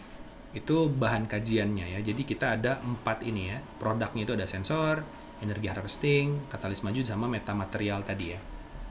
Oke. Nah, lalu peran dari material ini ya. Jadi ini adalah beberapa kuliah yang kita butuhkan ya untuk si material ini sampai tingkat jenjang S3. Oke. Nah, di sini kerjasamanya ya. Ini yang paling penting adalah kerjasama dengan Dinas Lingkungan Hidup. Oke. Terus juga industri farmasi ya. Kita berhubungan dengan industri farmasi. Oke. Dan juga industri energi ya, dan lain-lain. Jadi itu adalah fungsi dari material ini. Oke. Nah, lalu kaitannya dengan pihak lain di ITB ya. Jadi KK Material Maju ini karena kita berhubungan dengan bahan-bahan ya. Jadi kita dan juga ilmu-ilmu yang advance, karena sekarang yang paling cepat perkembangannya adalah di material ya. Jadi ada ilmu-ilmu yang baru yang terdiscover di material ini, sehingga kita berhubungan dengan dari FMIPA begitu ya. Terus aplikasinya adalah dengan sekolah farmasi ya, dan juga SITH ya. Jadi kita ada di sini ya untuk di bagian keilmuan yang berhubungan dengan sainsnya, oke, dan juga mensupport ke ini ya, ke FTI yang berhubungan dengan instrumentasi kontrol. Tadi ada sensor-sensor, terus juga ada bahan-bahan yang bisa kita pakai misalkan seperti energi dan sebagainya. Juga pengembangan proses teknik kimia dari segi katalis ya, terus produk juga begitu, dan juga sensor ya, dan juga energi dan sistem pemproses teknik kimia ya. Jadi KK Fungsional Material Maju ini itu mendukung semua kegiatan ini ya. Oke, itu ya. Jadi visi misi KK Material Fungsional Maju adalah menjadi kelompok keahlian berkelas dunia. Ini terlihat jelas ya. Jadi ini salah satu KK yang risetnya tuh paling tinggi throughputnya di ITB ya.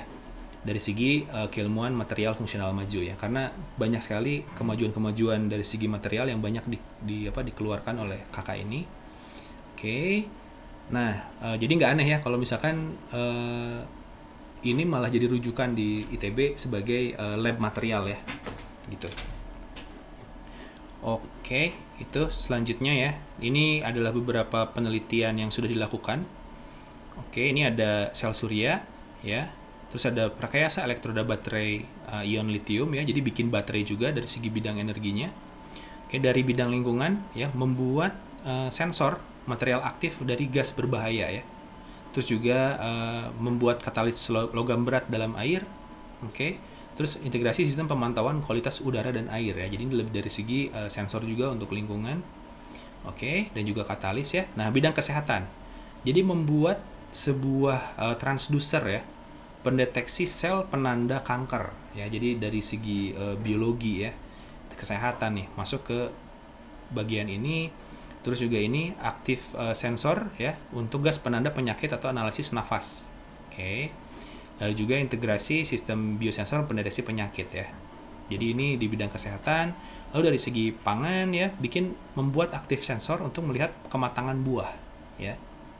Ya karena kita juga komoditas kita banyak di makanan ya, pangan, sehingga ini masih kita pakai ya untuk penelitian ini ya. Karena kita juga harus mendukung masyarakat begitu.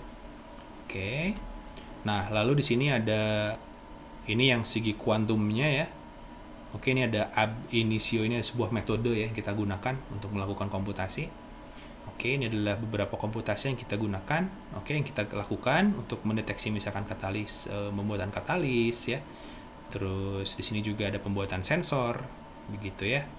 Dan juga ini ya, elektronik pada interface bahan sensor ya. Respon elektronik misalkan kayak konduktivitas dan sebagainya. Oke. Nah, itu adalah untuk kakak material. Nah, silakan jika ada pertanyaan tentang material ini. Silakan.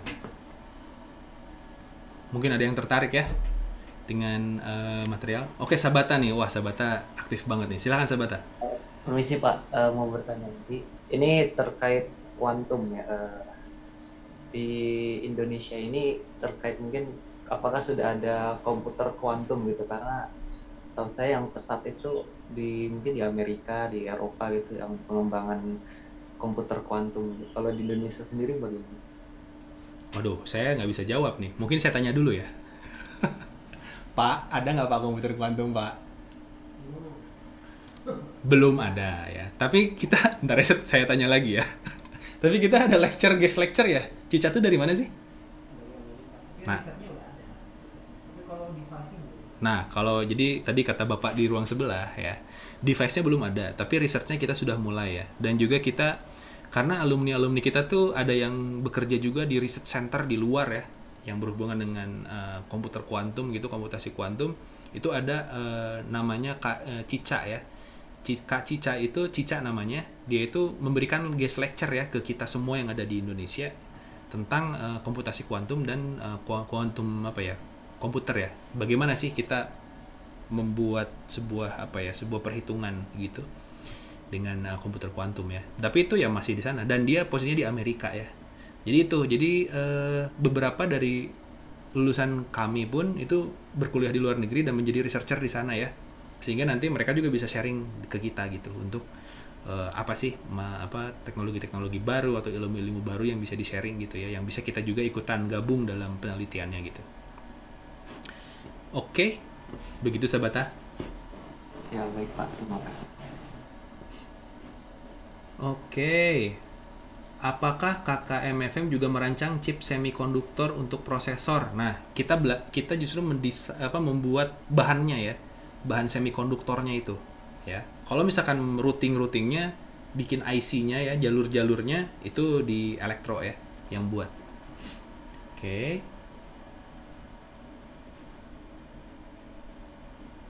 Pak, izin bertanya, untuk implementasi nanoteknologi industri Indonesia kan belum terlalu banyak, tapi apakah sudah ada perusahaan atau pihak memanfaatkan teknologi dalam proses industri di Indonesia? Banyak ya, tadi sensor-sensor itu sudah banyak digunakan di industri.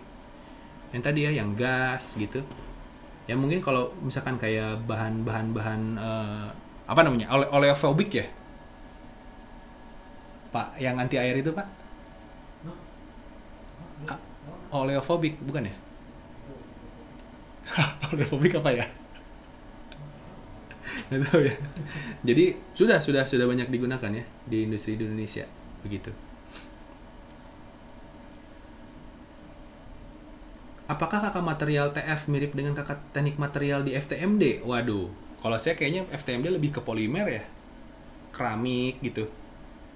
Kalau di material ya, dan juga berhubungan dengan bahan-bahan mesin ya, logam gitu.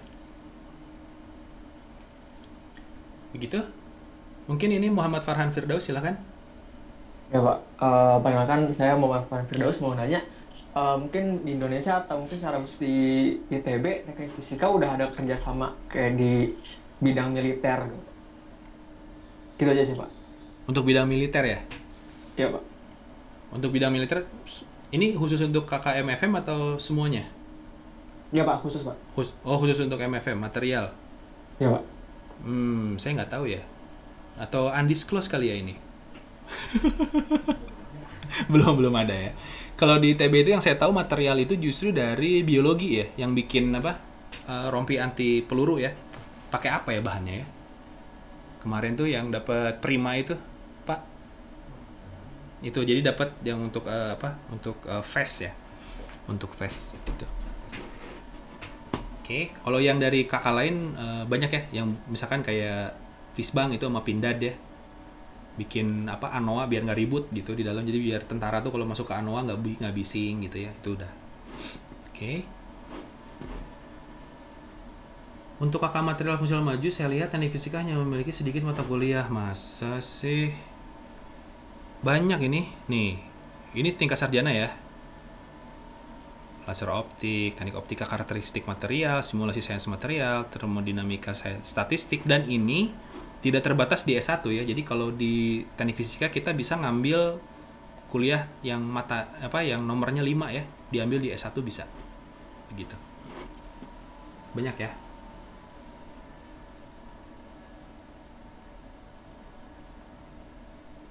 Ini ya, di sini metamaterial kita ada di pemrosesan material ya, yang ini. Oke, sama teknik karakterisasi material. Begitu? Jawab.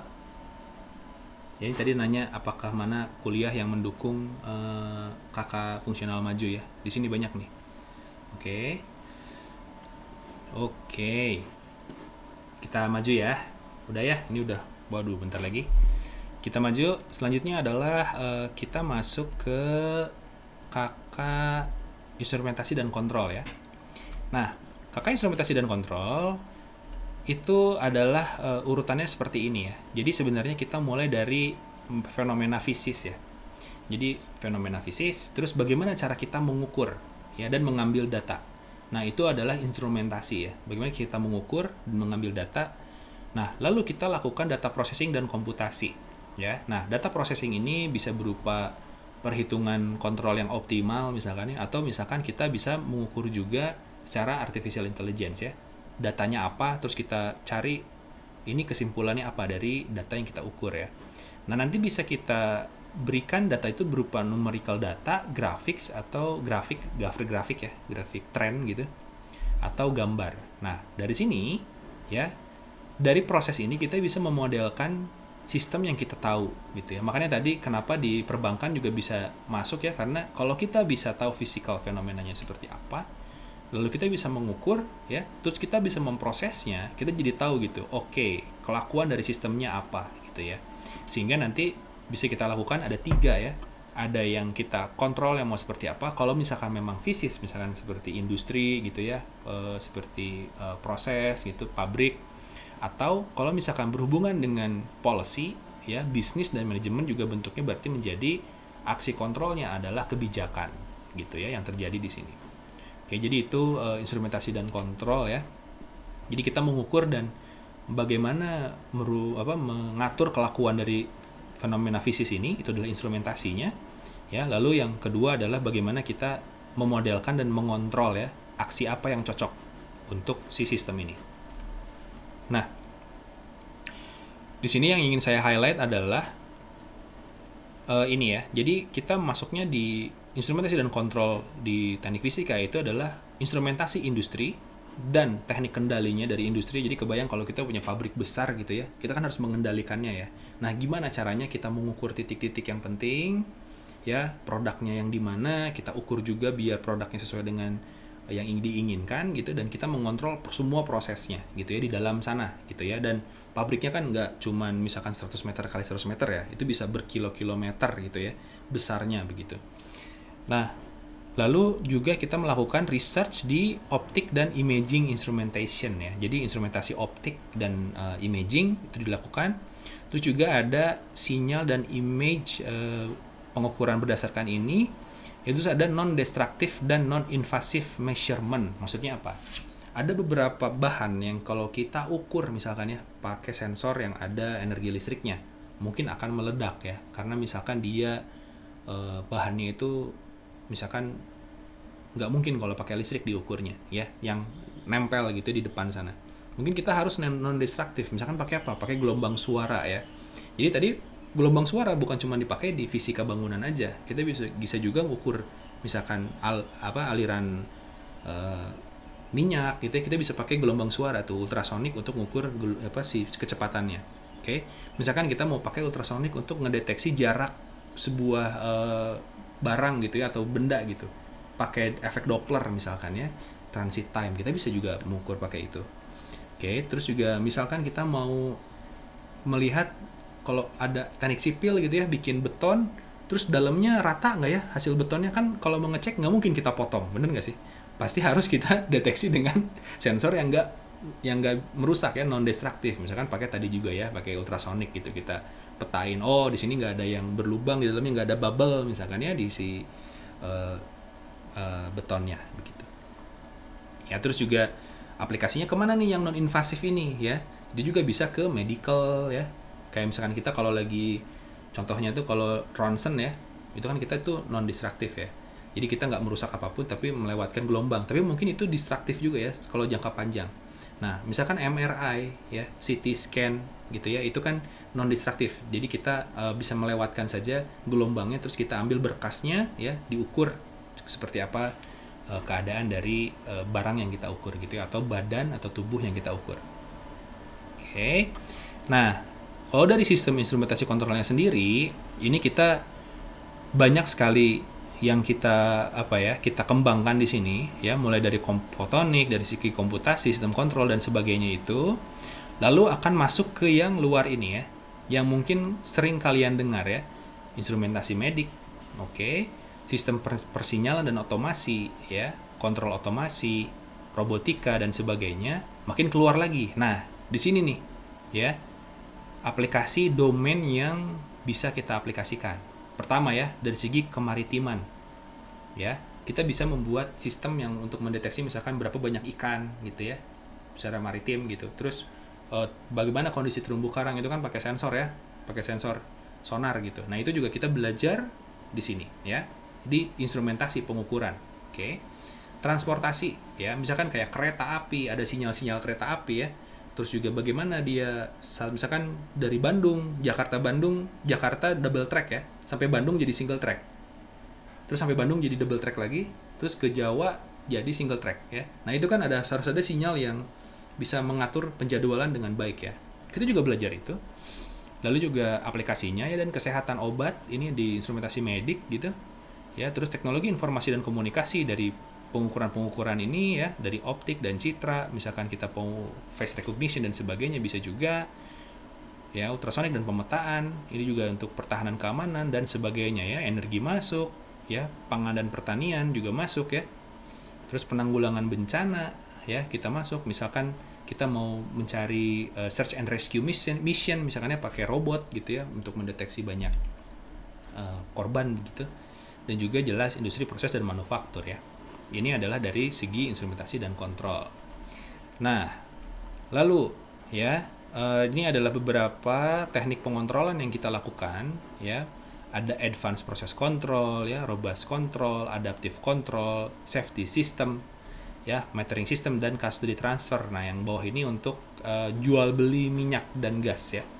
Kita harus memastikan bahwa gas yang kita jual atau gas yang kita beli itu sesuai dengan jumlahnya ya, karena kan kita nggak bisa lihat dari pipa ya, kita nggak bisa lihat tuh itu berapa sih yang lewat gitu ya ke kita. Oke. Nah, ini tadi ya, jadi kita juga mengembangkan non-destruktif, pengukuran yang non-destruktif ya, invasif atau evaluation ya di sini.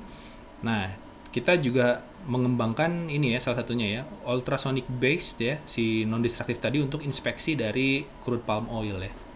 Ini adalah beberapa yang kita lakukan, highlightnya, dan ini sebenarnya banyak banget ya yang ada di sini aplikasinya. Nah, ini salah satu contoh lagi untuk yang optical instrumentation ya. Jadi bagaimana kita menggunakan rekayasa optik ya untuk mendeteksi ini nih. Ini adalah cancer detection ya. Breast cancer detection itu kita pakai optical tomography.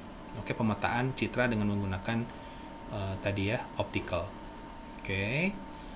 Nah, jadi tadi nyambung ya. Jadi dari kanker yang secara material, ada kanker yang secara pengukuran gitu ya. Jadi kita bisa mencoba beberapa pendekatan untuk bisa melihat ini ya, si kanker ini. Nah, lalu dari segi medical physics itu ya, kita juga banyak. Nah, ini adalah contohnya adalah ini kita punya BCI ya, Brain Computer Interface. Jadi kita punya kursi roda gitu ya. Nanti kita bilang kalau maju, dia akan maju gitu ya, dengan mendeteksi gelombang otak. Terus belok kiri, belok kanan gitu ya. Nah, awalnya itu kita gunakan untuk menggerakkan mouse, kursor ya, di komputer. Jadi kalau komputernya saya bilang ke atas, nanti kursornya naik gitu ya. Nah, terus dikembangkan dengan kursi ini ya, wheelchair ya. Jadi yang dihubungkan dengan BCI tadi ya, computer interface. Oke. Nah, lalu juga kita juga bisa medical untuk ini ya. Bagaimana ini adalah sebuah penelitian yang bisa nggak kita memetakan tubuh dengan menggunakan karakteristik impedansi dari tubuh ya. Nah ini, jadi kalau misalkan dari fisika tuh, oh ternyata soft tissue itu kita punya impedansi gitu ya. Oh bisa nggak kalau gitu kita ukur ya impedansi berdasarkan impedansinya gitu ya. Nah yang asalnya kan mungkin ini diukur dengan menggunakan ini ya ultrasonik ya, ultrasonik ya. Itu diukur. Nah sekarang bisa nggak kalau kita pakai electrical impedance gitu ya, karena kan ultrasonik kan dia sebenarnya mungkin ya, nggak tahu juga itu pengaruhnya ke janin misalkan seperti apa gitu ya, karena ditembakkan kan ya, dipantulkan. Nah mungkin kalau electrical impedance kita hanya ngitung impedansinya aja gitu.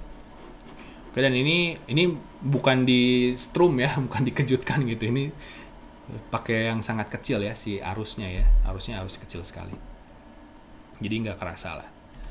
Oke, nah lalu ini aktivitasnya kita punya pengontrolan di teknik fisika ya, punya pengontrolan yang skalanya industri, oke, labnya, dan juga ini kita ada simulasi untuk manufaktur ya, kita punya conveyor belt untuk simulasi bagaimana mengatur perjalanan dari si barang-barang yang ada di sistem yang manufaktur batching ya. Oke, selanjutnya udah. Oke, ada pertanyaan nggak untuk kakak Ika?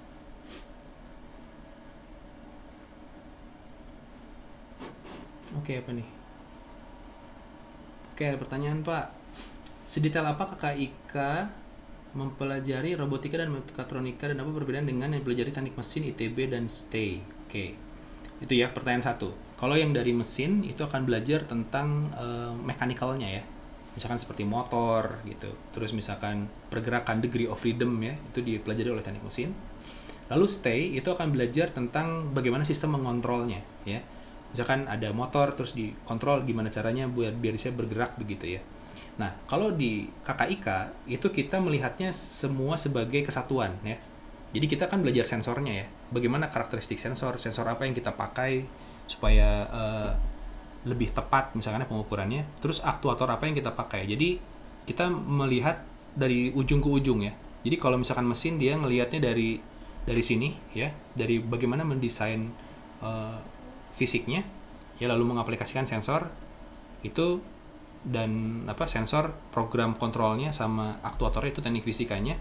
Nah STAY itu dia dalamnya itu di kontrolnya gitu ya, yang berhubungan dengan tadi ya untuk si mekatronika begitu, dan rangkaian listrik lah ya. Nah karena kita belajar semuanya ya, kita jadi bisa bilang kita bisa pegang mekatronika gitu ya, sama juga gitu bisa pegang ke sana gitu ya, dengan tadi ya melihatnya sistemnya lebih luas ya, itu bedanya.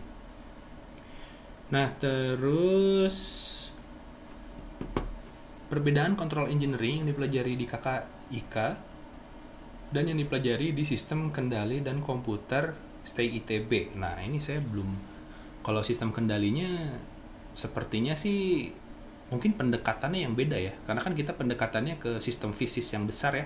Misalkan kayak kita pendekatannya ke sistem fisis dari pabrik gitu ya, sampai yang kecil gitu, kita melihat ke sana.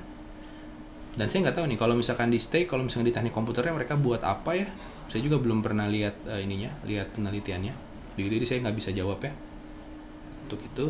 Tapi kalau tadi yang dipelajarinya sih itu ya perbedaannya ya, karena kita belajar yang sensor, teknik aktuator gitu ya, itu kita belajar.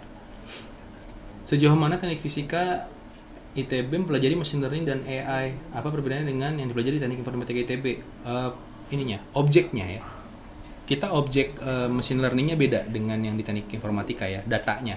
Nah, data kita bisa macam-macam nih, bisa data gambar, ya gambarnya pun gambar apapun gitu.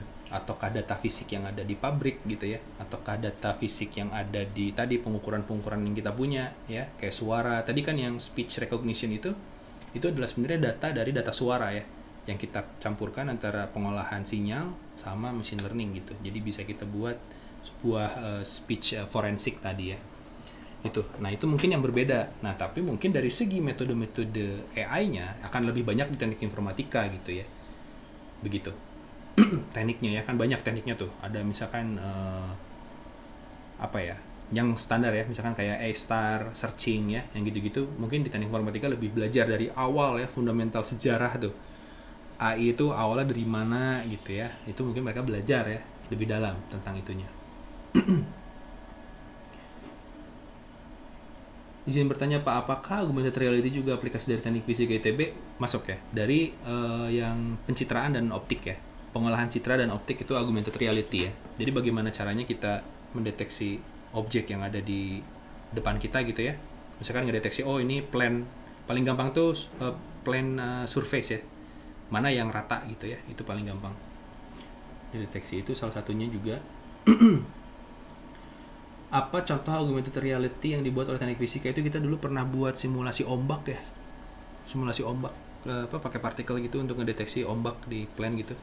Itu kita goyang-goyang nanti dia ombaknya gerak-gerak. Itu dulu pernah kita buat. Kalau skala industri kayaknya belum ya.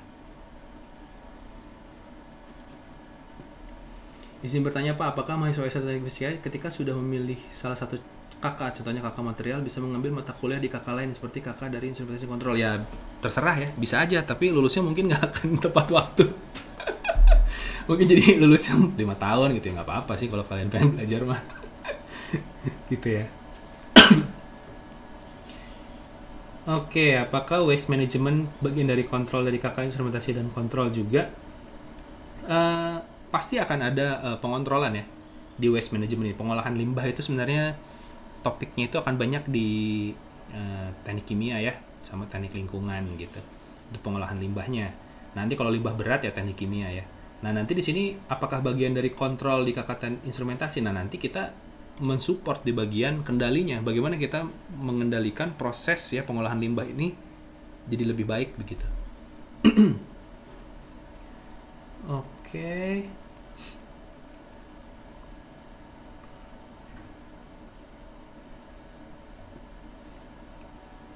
Untuk instrumentasi dan kontrol medis, apakah ada hubungannya dengan fisika medis? Oke, apakah berhubungan dengan sinar radioaktif gamma untuk terapi kanker? Nah, ini sebenarnya kalau dari medis itu kita lebih ke pengukuran ya. Pendeteksian seperti itu ya. Mungkin kalau sampai ke terapi belum ya, belum sampai ke sana. Karena ini harus banyak etik ya. Ini etiknya banyak ya. Kalau kita di penelitian itu ada etika penelitian ya. Jadi kalau kita berhubungan dengan manusia itu kita butuh etik yang lebih apa ya, lebih mendalam gitu. Dan itu biasanya yang jago-jago di bagian etik itu di bagian public health, kedokteran gitu ya. Nah, kan kita nggak ada ya. Jadi kita belum bisa ke sini. Oke. Apa perbedaan fisika medis KKIK dan teknik biomedis di STAY? Nah, itu kita kuat di KKIK adalah kita melihat dari segi pengukuran aktuator dan sebagainya ya. Kita melihat itu. Jadi prosesnya kita tadi ya, dari mulai mungkin kita bikin satu material baru yang berhubungan dengan fisika medik gitu ya. Tadi yang ada cancer breast gitu, itu bisa kita jauhnya adalah di situ ya. Melihat problem itu lebih bisa detail begitu ya. Misalkan kayak kita juga bikin simulasi misalkan untuk pembuluh darah. Ini kan kita pasang cincin ya di pembuluh darah ya. Kalau yang sakit jantung ya. Nah, itu tuh kita mendetail sampai ke situ gitu, mensimulasikan secara mekanika fluida gimana sih proses stenting gitu ya. Memasang stent di dalam pembuluh darah itu gimana caranya biar optimal gitu. Kalau misalnya pembuluh darahnya yang lagi belok gitu gimana pasangnya, yang lurus gimana pasangnya gitu ya. Kayak gitu. Yaitu perbedaannya ya. Teknik biomedis kita sama teknik biomedis yang di STAY. Jadi kita bisa melihat permasalahannya bisa lebih broad gitu ya, permasalahannya. Oke. Ada lagi pertanyaan? Silakan.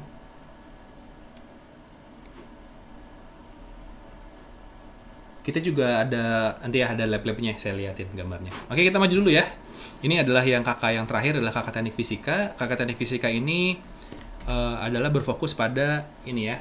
Karena kita di grup ini spektrumnya luas ya. Tadi ada akustik juga, ada thermal dan sebagainya, itu kita satukan di satu tempat gitu ya. Yang pekerjaan adalah melakukan inovasi ya, melakukan inovasi gitu, inventing idea, ada ilmu pengetahuan baru, oke kita pakai gitu ya, kita lihat apa sih yang bisa kita buat dari ilmu ini, terus menginovasi teknologi ya, misalkan kayak tadi ya bikin batik fotonik gitu, bikin lengan robot untuk praktikum misalkan ya, terus bikin misalkan absorben untuk untuk limbah batik misalkan kayak gitu. Nah, jadi misinya adalah mendekatkan jarak antara sains yang tadi dengan teknologi. Jadi di sini kita lebih mengutamakan keterbaruan ya. Jadi apa sih yang bisa kita lakukan gitu ya, yang menarik untuk dikembangkan begitu. Oke, nah ini ya, ini adalah aplikasi-aplikasinya dari engineering physics. Oke, kita lihat dari segi material, energi dan sebagainya itu, terus kita bikin conditioning secara pasif atau aktif. Nah, terus kita bikin lah ini sustainable dan smart system ya, apakah di open environment, living environment, atau autonomous system. Oke, ini adalah peta umumnya ya dari kakak teknik fisika. Nah, ini contohnya ya, ada air pollution monitoring system. Oke, kita bikin ini ya, terus kita kirimkan gitu pakai line interface port atau pakai GSM ya untuk mengirimkan data begitu ya dari jarak jauh gitu. Oke. Nah, ini adalah contohnya kita bikin ini. Jadi ini lebih lebih hands on gitu ya. Nah, hands on ke pembuatan alat begitu ya. Kita bikin battery monitoring dan management system. Oke, untuk energi gitu ya. Terus juga kita bikin ini adalah aplikasi untuk sistem untuk biomasa ya, gasifikasi. Nah, kita bikin tuh misalkan kayak instrumentasi dan otomasinya seperti apa ya. Terus kita bikin electrical generation-nya kayak gimana gitu. Jadi ini sesuatu yang baru, kita buatlah sistemnya gitu. Lalu juga ini ada heat recovery water heater ya. Jadi kalau kita ada AC gitu di rumah gitu, itu kan biasanya suka ada kompresor yang ngeluarin bukan kompresor. Ya kompresor itu dia ngeluarin panas ya. Nah, panas itu daripada kita buang, nah kita ambil untuk memanaskan air. Jadi kalau misalkan di apartemen, di hotel gitu ya, jadi kita nggak usah lagi pakai water heater gitu. Jadi kita ambil aja panas dari buangan-buangan exhaust dari AC kita ambil, kita tangkap, kita panasin air gitu ya. Ini kita buat nih si sistem ini. Oke. Ya, jadi ini kayak kayak sistem-sistem yang kreatif ya. Kita buat solusi-solusi kreatif begitu. Nah, ini juga ada energi monitoring system ya, di gedung-gedung yang kita ada kerjasama begitu. Kita bikin trennya seperti apa ya, analisis seperti apa. Jadi kita ketahuan gitu, oh dalam sehari konsumsi energi kita seperti apa gitu ya. Sampai ke billing report, forecasting ya, misalkan kayak oh nanti kayaknya weekend ini beban kita berapa gitu ya. Nanti kita bisa buatkan itu. Oke, dan ini adalah untuk energi harvesting dengan solar panel ya. Gimana caranya kita bisa mengambil energinya terus kita monitoring ya, dan kita nggak harus ke lapangan gitu untuk ngukurnya. Kita bisa di ruangan ini aja gitu ngukur, oke solar panel kita berapa ya hasil throughputnya begitu. Oke, ya itu adalah beberapa, dan ini adalah solar cell-nya ya, ini sistemnya yang kita buat. Oke, dan kita bisa ngirim ke server gitu, jadi kita bisa tinggalkan saja plan-nya gitu ya, atau si sensornya kita lihat aja gitu, oh ini hasilnya seperti apa gitu. Nah, mungkin ada pertanyaan dulu untuk kakak teknik fisika? Sepertinya enggak ya, karena ini sebenarnya lebih inovatif. Nanti kita lihat deh, ada banyak hasilnya di lab-lab ya. Karena waktu kita sangat terbatas nih. Nah, ini adalah contohnya, ini adalah lab untuk laboratorium fisika bangunan yang tadi ya. Nah, kita juga ada soundscape ya. Soundscape itu adalah kalau kita sedang di bioskop, kalian kan kalau nonton bioskop suka ada suara di belakang ya, kiri kanan gitu. Nah, itu adalah kita membuat itu menjadi soundscape ya. Misalkan soundscape di taman gitu ya. Jadi kita kayak ngerasa ada di taman gitu. Nanti ada yang main gitar di sebelah mana gitu ya. Itu bisa kita tahu. Lalu di sini juga kita punya lab-lab instruksional yang mengajarkan mahasiswa ya, dari mulai di sini ada untuk simulasi plan ya. Terus di sini ada electricalnya dan di sini ada mechanical-nya. Jadi ada bubut untuk bikin CNC, 3D printer dan sebagainya. Oke, untuk lab instruksional kita. Lalu ini ada teknik kondisi lingkungan ya. Untuk ruangan tadi, misalkan kita mau bikin ruangannya menjadi dingin atau apa gitu ya, sistem AC tadi, kita punya laboratoriumnya juga ya, skalanya besar ya. Ini terus ada manajemen energi ya, untuk di gedung ya. Kita punya simulasi secara kecilnya, ini ada lampu-lampu. Terus juga kita ada simulasi untuk satu gedung ya. Ini adalah untuk monitoring gedung di teknik fisika ya. Satu gedung itu, ini kita di gedung ini udah kita monitoring berapa energinya begitu ya yang digunakan. Lalu ada laboratorium pemrosesan material secara komputasi ya dan secara fisik ya. Ini yang tadi pemrosesan material, kita bikin metamaterial itu di sini ya, di lab ini. Oke, dan lalu ada sistem instrumentasi dan kontrol tadi. Ini kakaknya ya, yang kakak tadi itu nih labnya itu besar. Jadi kita punya beberapa plan mini flow ya untuk pasteurisasi susu, ada conveyor dan ada ini ada plan untuk aliran ya, aliran minyak ya, simulasinya. Oke. Nah, lalu ada instrumentasi medik yang tadi ya, ini yang contoh pemasangan stand itu. Oke, untuk melihat aliran darah. Terus ini juga ada brain interface komputer kita ya untuk mendeteksi gelombang otak gitu. Terus juga ini ada instrumentasi optik ya. Ini kalau yang seneng gelap-gelapan nih di optik ini emang defaultnya harus gelap ya. Untuk praktikumnya gitu, untuk pengukuran jarak bisa menggunakan laser, dan juga ini untuk melihat melihat kontur ya dari si objek ini dengan menggunakan fringing, teknik fringing. Oke.